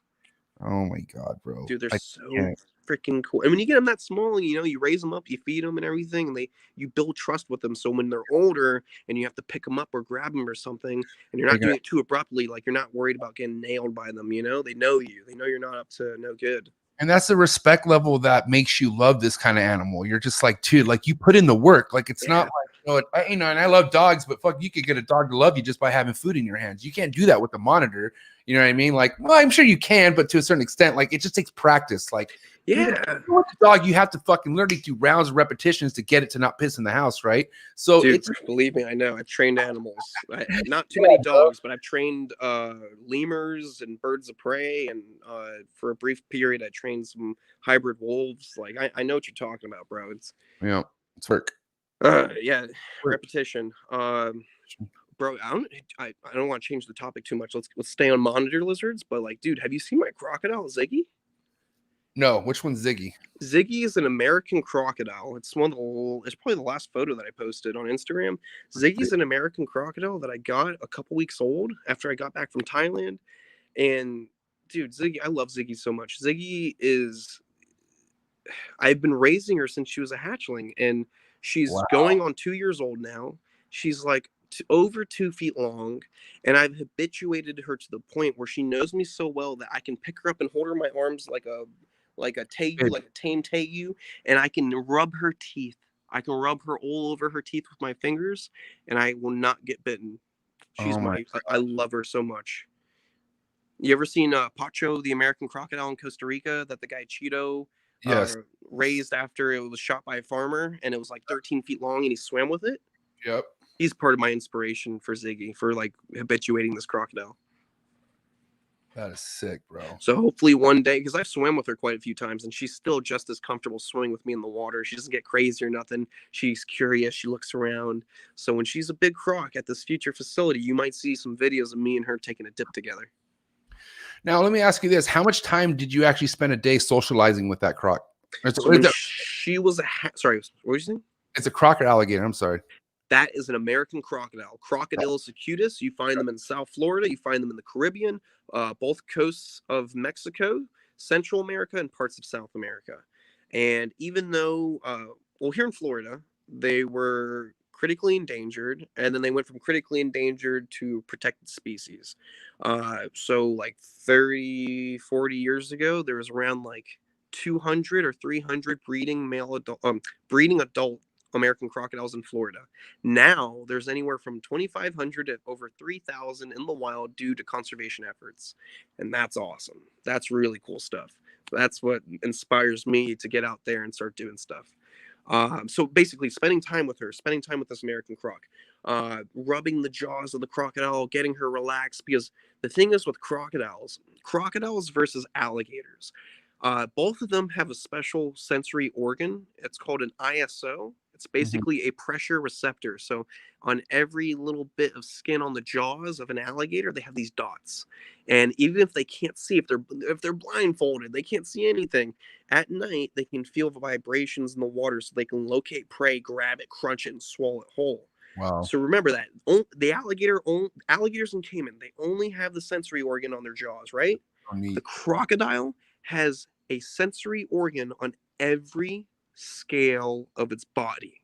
The face, every scale on the belly, the neck, every scale on the tail, every scale on the feet, the legs, everywhere. They can sense you coming from their butt. Like they are a sensory overload. So since she was a little hatchling, a little baby, I was touching her all over her body, basically just getting her used to my touch. So by the time she was big enough to rip off one of my fingers, she wasn't thinking, "Oh my God, what are you trying to do? Touch me on my back." No, she's already used to it. She's been used to it since she was a little neonate, little hatchling. So 2 years later, I got a crocodile that's just a little sweet thing, and I love her so much. She's a great educational ambassador. At the future facility, we're going to showcase A crocodile that's got a great relationship with people, like Ziggy. We're going to showcase crocodiles that are intelligent and trained to the T to show their intelligence. We're going to show crocodiles that are extremely defensive, and some other crocs as well. So I'm going to show the different characteristics of crocodiles and why they're so cool and not just mindless killing machines. They're more than that. I got a great bridge back over to the lace monitors. You ready? All right, what is it? Okay, so what is the socialization work like with the crocodile versus a monitor? So, well, the crocodile is just a naturally snappy defensive animal, and then crocodile out of the egg, naturally ready to go, snapping, snap, snap, snap. Doesn't want anything to touch it. It knows when it gets out of that egg, everything out there in the swamp wants to eat it, whether it's a caiman, alligator, crocodile, gharial, or false gharial. They all know that when they get out of that egg, everything wants to eat them. They become the chicken nuggets of the wild. Like everything eats them: birds, fish, snakes, other alligators. So when they come out of the egg, they're super defensive. When it comes to the monitor lizards, basically every species of monitor, yeah, they can be a bit nippy, but let's be real. Old baby monitors are just flighty as hell. They know that they're not trying to sit there and fight. They're trying to get the hell out of Dodge. They're darting out of the place. So I would say with the crocodiles, they're skittish, but they're very snappy. With the monitor lizards, they're very skittish. They're not trying to sit there and defend their little area. They're trying to get the hell out of Dodge.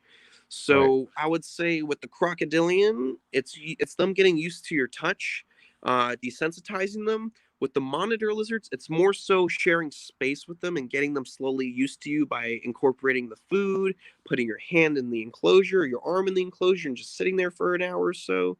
It's just, little bits of socialization. So those are the big differences between socializing a croc versus socializing a monitor lizard. At least that's my opinion, or that's what I've observed. Okay, cool. Now, I've heard laces are not too bad compared to like a black dragon or like a croc monitor. It's really depends on the personality, but like, have you had to train a fucking pretty hands-full monitor before? Like, yeah, because when I was younger, before I could legally own crocs and all this other crazy stuff, the closest thing I could get to a Komodo dragon was a monitor lizard, or other monitor lizard species.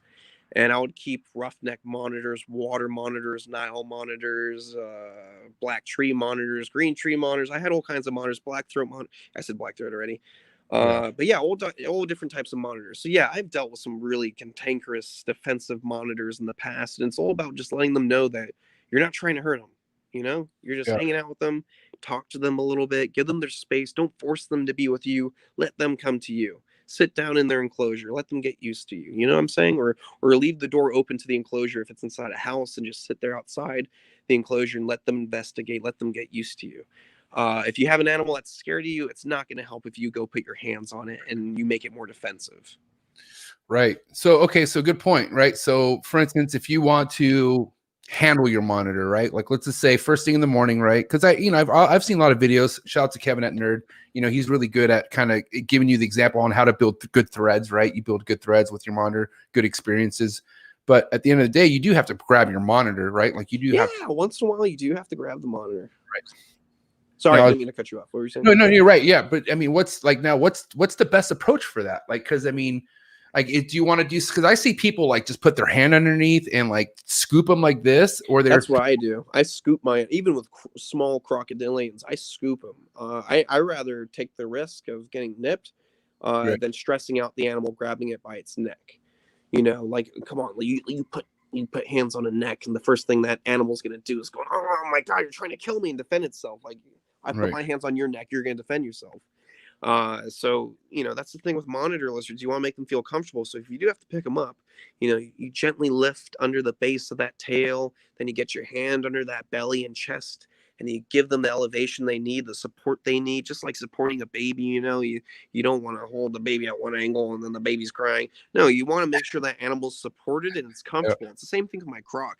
I don't hold it in like one position and let all the weight bow to the sides. I make sure that croc is fully supported and nice and comfy. And then also, if your monitor lizard doesn't want to sit in your hand and wants to climb, let it climb up your shoulder and get on top of your head, because it's probably going to want to be at the highest spot, so it gets a good look around and feels comfortable. Like gently lifting under it it depends on the species. It depends on the individual. But yeah, for the most part, I go from underneath. If it's a wild caught crocodile monitor, I'm Well, different be a little bit approach. more careful. But Yeah. I'm going to try my best not to snag it behind the head and piss it off. Now you got those the lace and the bells together at the same time, or was one older than the other? No, they're in the same container when they showed up in the box. Oh, So I think they're related. I'm not totally sure. I would think that they're related somewhat. So that's why at the future facility, they're getting 2 separate walk-in enclosures, and then they're going to get opposite bloodlines from a different breeder, opposite sex for each enclosure. So they'll be happy. They'll have their loved one. They'll have their lover, and they'll be in their own territories. I've been noticing suspicious behavior of cloaca licking lately, and I'm not liking it. No Alabama lizards in my house. None of that. Don't make me get the hose. Yeah, no, thank you. Well, man, dude, I gotta say this has been a good 2.5 hours, bro. We barely scratched the surface on what we could still go on with monitors and stuff, and I don't want to keep you up till midnight and shit. But I mean, if you want to keep talking, we can keep talking. I don't mind, dude. I'm chilling. Yeah. All right. Well, let's keep dipping into monitors then, if you don't mind. I got a couple more. Right. So they say overfeeding monitors is a huge mistake. Like a lot of people, you just like overfeeding everything, right? But like, what's a good diet that you should start your monitor off of, or what's something you're doing right now that seems to be working?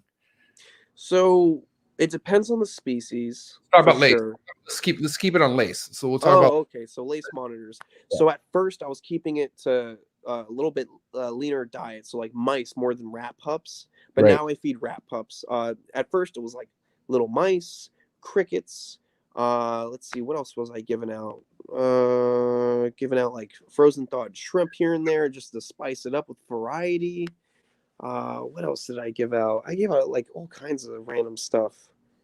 Yeah, the biggest thing that I can say when it comes to monitor lizards is just variety, dude. Like lace monitors and old monitors, giving them variety, because we both know they're not just eating rats out in the wild. A lot of these monitor lizards are finding carcasses, that have been that they scavenge, that they find. Yeah, whatever they can get. Yeah. So they're eating stuff that they find on the beaches that gets washed up. They're either eating stuff that gets hit by cars. They're running down reptiles and killing snakes and eating them. So there's a lot of variety that you should add to the diet of a monitor lizard when they're in captivity. Like a black-throat monitor in the wild, they eat a lot of land snails. They eat snakes. They eat rodents. They eat sometimes ground nesting birds. So think about that. Lace monitors, I give them quail eggs. Quail eggs are great. In the wild, these guys are ravaging through nests trying to find eggs, eat them. They're egg bandits. All monitor lizards are. So definitely variety is the biggest thing when it comes to raising not just monitor lizards, but probably crocodilians and a lot of other stuff too. Okay. Now, with your goals having lace and bells, you're obviously looking to breed at some point, right? So you'd want to get some different bloodlines in the mix, right? So what do you have planned introductory wise? Because they say it's tricky, right? Sometimes when you have such a mature animal and then you try to introduce something that's barely just as mature, like a younger adult. And there's, it obviously depends on both personalities, but have you had any kind of practices on introducing 2 different bloodline, monitors or parents? Yeah, when I was younger, I had my black throat that passed away last year. When I was younger, I found her. Can you talk? I'm gonna open my door. I gotta take a piss now, but I could hear you. Bro, just do it under the desk. I was doing it on camera. I'm in my designer room. That's impossible. Oh, is this the room that you got redone? New carpet, or you got the carpet hanging out? Yeah, all my most expensive snakes are here, and I'm not gonna do that to them. Pull out a cobra. Excuse me? Pull out a cobra. I can't. My wife would be pissed if I do that. Nah. All right, I'll see you in a bit. I wish I could read questions from the fans while I wait. You can. See where it says live chats? You should actually be able to see. Oh, yeah. And you can say hi to everybody. Everyone's been blowing up the comments. I just haven't been looking, unfortunately. But okay. Can you still see me? Yeah, I can see you. Everyone can see you. Okay. All right. Enjoy your whiz. I'll see you in a bit. Let's see. Better late than never, somebody said. Hi. Are these old messages? Where are the new ones? Aww. Oh, somebody said, hey, Ruth. Where's Ruth? Ruth, can you hear me? Are you still out there in the world of YouTube? Ruth, say something. Ruth. Are these messages refreshing? Private chat, comments. Oh wow, this is so interesting. Hello, my beautiful people. Love that kid that you're talking about, Chandler. At least I'm pretty sure I know. LOL. Arn Hobbs. That's the kid I was talking about. Badass kid in Africa. He's going to be a great person. He's already a great person. He's going to become a great person in the animal world down the road. I know he is because he's so young. He's gotten such a good start that if he's doing what he's doing now, then I can't imagine what he's going to be doing when he's 30 because he's a young guy and he's done a whole lot so far. Let's see what else. What other comments are going on? Hello, my beautiful people. Apex Mutations. I'm late AF. Here's $4.99. Thank you so much, Apex Mutations. MJ appreciates it. His ball pythons appreciate it. We all appreciate it. The cages are too open. They are all feeling insecure. Okay. Whoa, somebody said. Nice. Wow, this is awesome that you guys are still going. And we're never going to stop. What did you say about my ball pythons? Somebody was saying something. Oh no, somebody donated. I said, "Oh, MJ, thanks you. As ball pythons, thank you, and we thank you." Oh, thank you. My noodles appreciate it. My needles appreciate it. I'm gonna buy some new water dishes in Aspen now. Oh shit! Oh shit! Oh no! I broke a glass. You good? She didn't want to get him, a broom or something. No, fuck it. So I want to talk about ball pythons, but not like in a way we've been talking about it. Kind of in a different way. Dude, tell me. I don't care. Let's talk. Big diet for the cobras, right? Ball pythons? Yeah. Well, snakes in general, but like snakes in general. Snakes in general. I don't, dude. Listen to the story. I was at my first ever Daytona reptile show. Have you ever been to one of those? No, dude. I mean, and I heard unfortunately they don't slap as hard as they used to, but like I heard it's no, still because they don't sell really dope stuff anymore. I mean, they do sell a lot of really badass exotic reptiles, but not everything's my flavor. But I enjoyed it for sure. It was awesome. I've heard legendary stories. I mean, Forrest used to always talk about Daytona. That was probably one of his favorite shows back in the day. So yeah, I've heard plenty about Daytona. So yeah, this last reptile show I was at, somebody came up to me and they said they were a big fan of the channel and they'd love to get a photo, and she was like, oh, she was just being really nice, and I looked at her, I'm like, oh, you have a t-shirt on, are you selling animals at the show? She's like, yeah, I have a table with ball pythons, and I know ball pythons are king cobra food, they're lame. And I'm like, no, dude, don't say that. That is not true. I love ball pythons. That's bullshit. I don't look at ball pythons and go, yeah, it's king cobra food. Yeah, I'm better than everyone. No, fuck that shit, dude. I love animals in general. I don't look at a Burmese python and go, ugh, king cobra food, I'm gonna kill it. No. Burmese pythons are invasive here in South Florida, and they have to be disposed of. They get killed all the time. So I have these python hunters who donate me pythons all the time. When it comes to ball pythons, no, I don't want to see them get fed out to a king cobra. If one's already dead and it's been frozen for a month and it's donated to me, yeah, I'll feed it out to the king cobra because the king needs to eat. But no, I wouldn't say, F your ball python collection, MJ. Send me a couple of them so I can feed them out and make a meme out of it. No, I'm not about that life. I love ball pythons. Love everything, man. So yeah. What sucks is like I started hating people, not hating, but it pissed me off because how I got introduced to like seeing snakes get fed to other snakes on Instagram where fools trying to do it where they're trying to fucking just rub it in like people's faces, live feedings and shit. And I'm like, dude, that's fucking terrible. Like, and I don't care if you think it's soft, it's fucked up. Like, I think that's really fucked up. You know what I mean? But I'm also thinking about fucking Betsy, who has a rat Instagram account, and she happens to see rats get fucking murked by snakes. So I don't know. It's kind of just, it's kind of like, it's such a circle of life in so many different ways. Some people want to express it differently, but I don't know. It's crazy. With rats too. I don't seek out the demise of rats. I hate rats and I want them all to be fed to my snake. No, dude, I would prefer frozen thawed if I can, but sometimes you have to feed live to some of these vipers because they will not take frozen thawed when they're real young, and you got to give them a live prey item. And I don't enjoy it at all, dude. I love wildlife. I don't like feeding live animals to other animals. It's not my It doesn't get me going. I love the animals for what they are. I don't like them for them destroying each other, you know? Although nature's raw and is beautiful, and I love like Instagram pages like Nature's Metal, I don't seek out to throw animals into battle royales. Dude, you sound weird now. Now you sound weird. Oh. Do I have to leave and come back? Exit out, exit out, exit out and come back. You sound really weird. You sound like creepy. Maybe that's how I was sounding. Like, yeah, you sound like crap. Like, yeah, you sound like alien lean shit. Handsome dude, look at him. Damn, I'm about to give you guys a 3-hour podcast. What you guys know about that? Man, told you guys, 2021. Shit's gonna be hot. All right, look, he's coming in now. Good times though.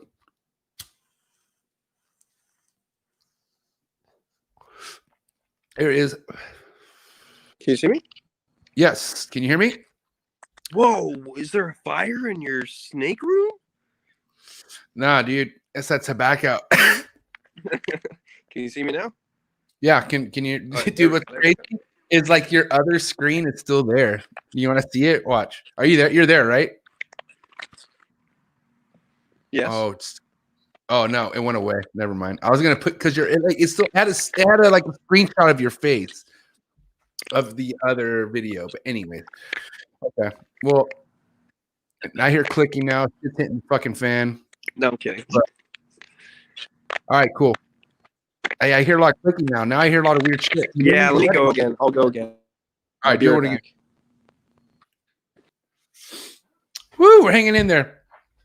I'm high as shit. This is a great time, though. I'm not going to lie. Chandler's a great dude. It's cool that he's so passionate with the animals he works with. And you can see his face light up when he talks about it. You know, I mean, that's it right there. You could just see it. I'm excited.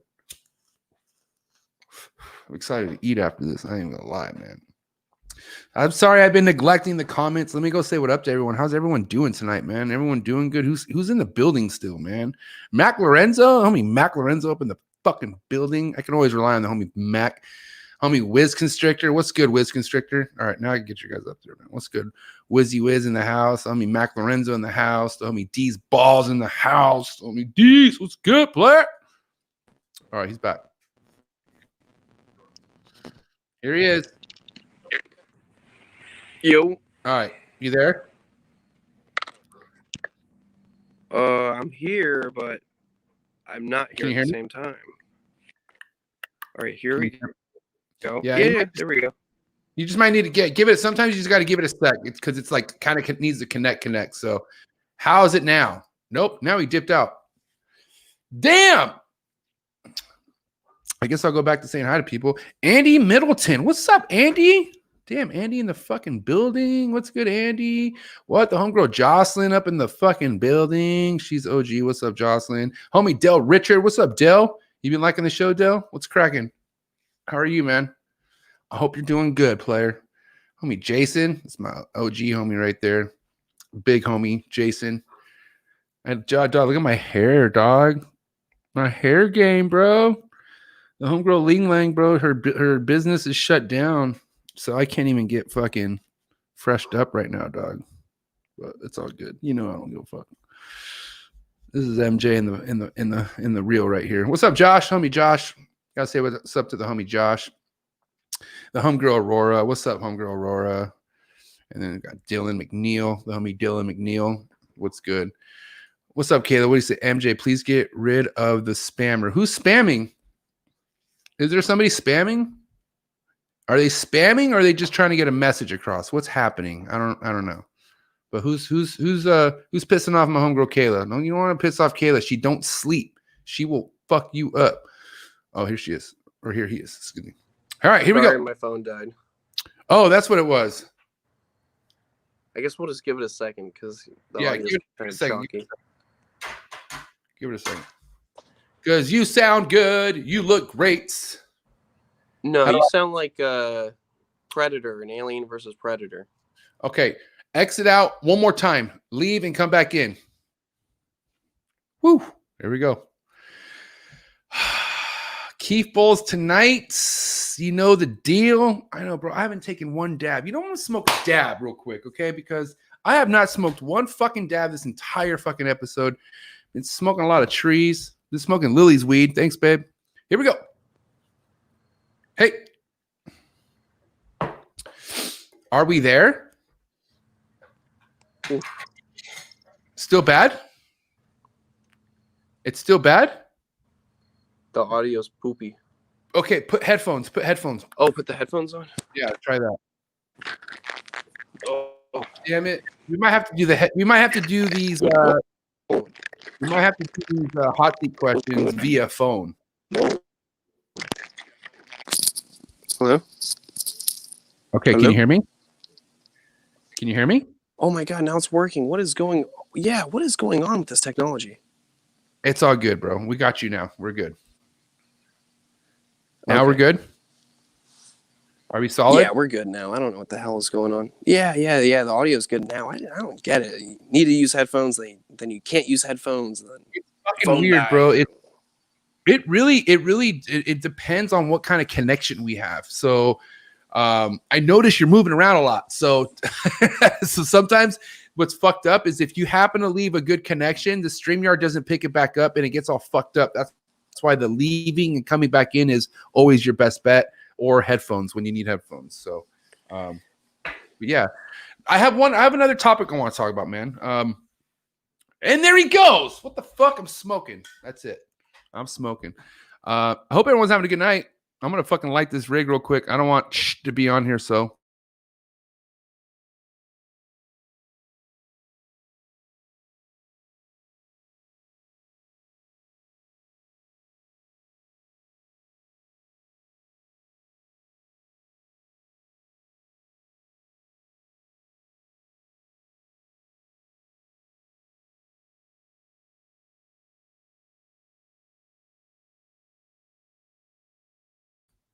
You didn't even hear anything I said, did you? Good. I was talking shit the entire time. Just kidding. Love you guys. I know I was muted, Mindy. I was torching. I said I was talking shit. I'm gonna mute myself when I'm talking shit to you guys. Come on now. Come on now. Oh man. All right, it's for you guys. Cheers. You guys are awesome.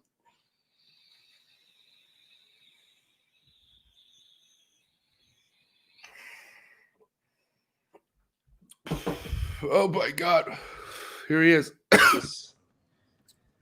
the viewers must be so annoyed right now.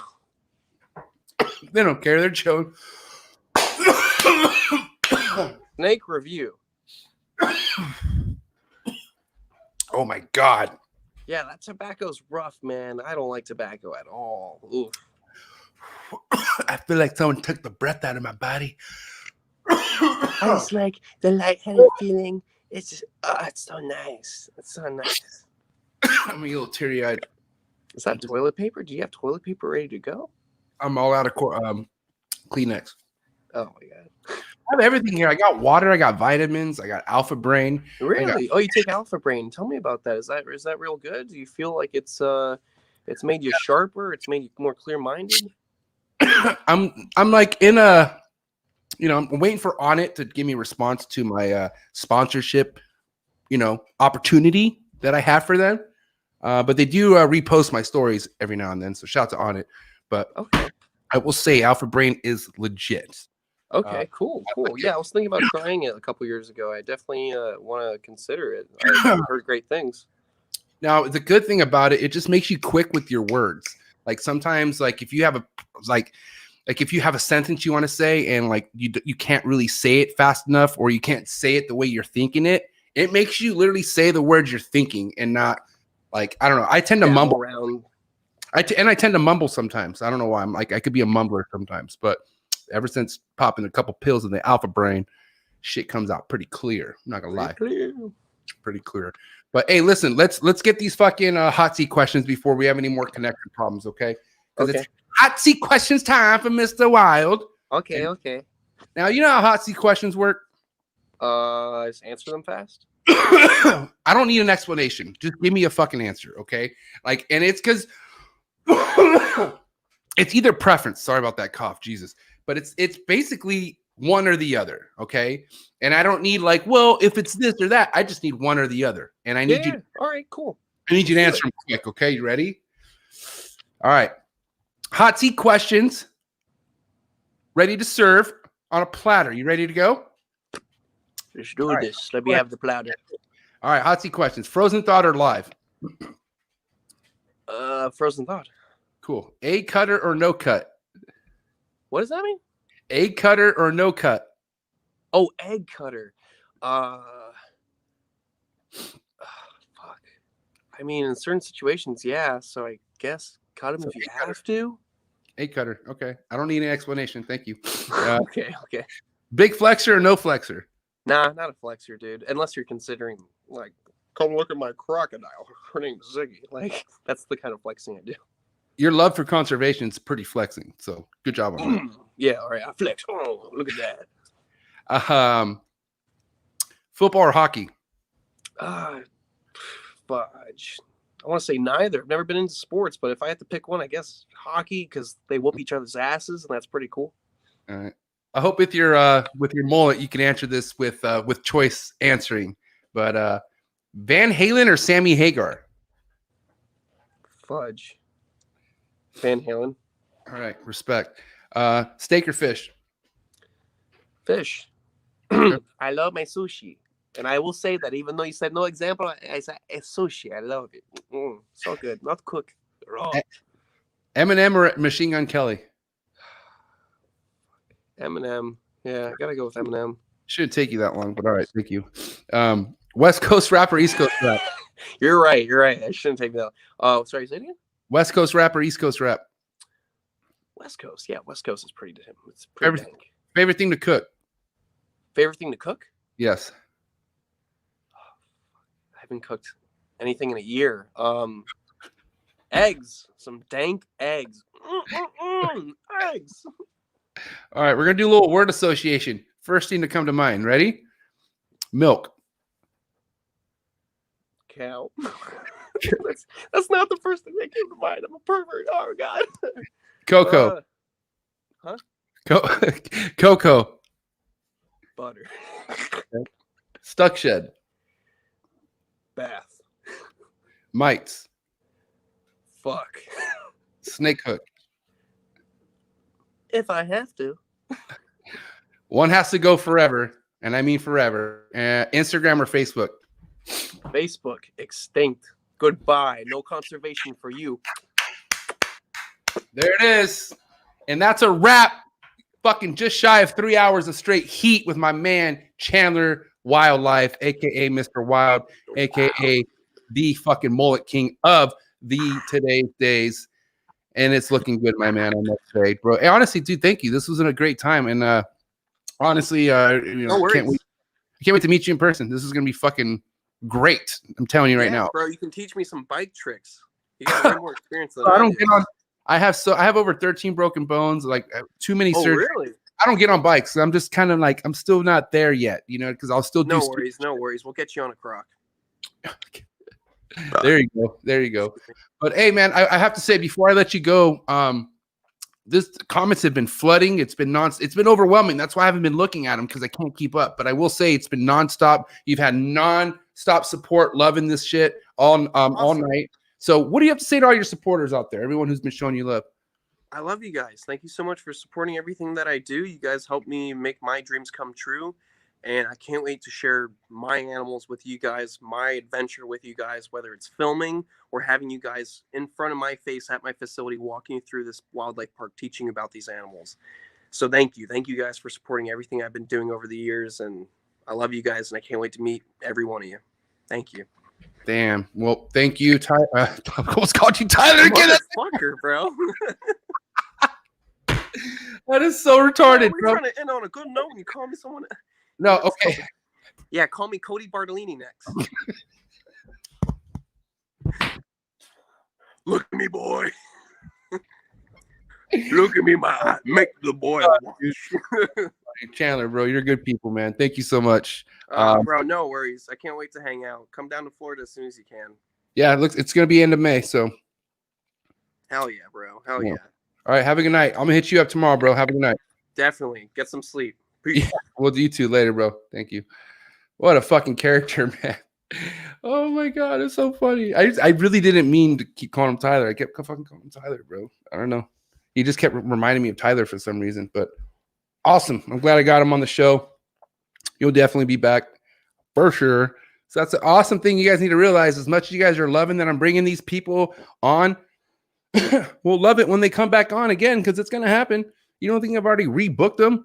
Everything that's happening is going to re-happen again, just in a different shape, different form, different episode, same motherfucking trap. I'm telling you, man, the coolest reptile podcast in the world. Proof is in the motherfucking sessions. And I'm going to keep giving them to you guys every week. If this was your first time tuning in and you're like, wow, what the fuck's up with this podcast? Amazing. I know a lot of people, it happens to a lot of people when they first, encounter this. So, but hit the subscribe button, subscribe, notification bell. That way you're on top of this shit every single Thursday, 6 o'clock Pacific Standard Time.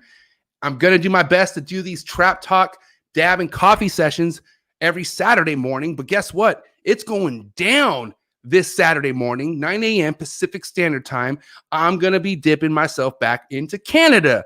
Canada, what the fuck is up? You ready for this Saturday morning? We got the homie Christopher Ward from the Reptile Ward, who's going to be tapped in, Trap Talk with MJ this Saturday. Super excited to have my homie on. As you guys know, he's a part of the Mutation Creation podcast and that team. So very curious to see what that's been like. And I want to get to know him more, man. That's the awesome thing about this podcast is literally I'm just bringing people on who I want to get to know more. And boy, is it working. It's fun. It's a lot of fun, man. But be ready for that. I'm going to be doing some heavy promoting on that tomorrow morning. So hit the subscribe button. Shout out to all my Patreon family out there. I love you guys. You guys are epic. If you guys want to support this channel more than a subscription, there's a link to the Patreon page, okay? Mad ass shit behind the scenes, growing, helping people grow. We're all in it together. We have Trap University sessions, and I'm the first one to start saying that shit, Trap University. All of a sudden, I'm starting to see these universities start saying, fucking copiers, man. Y'all my sons. I'm just kidding.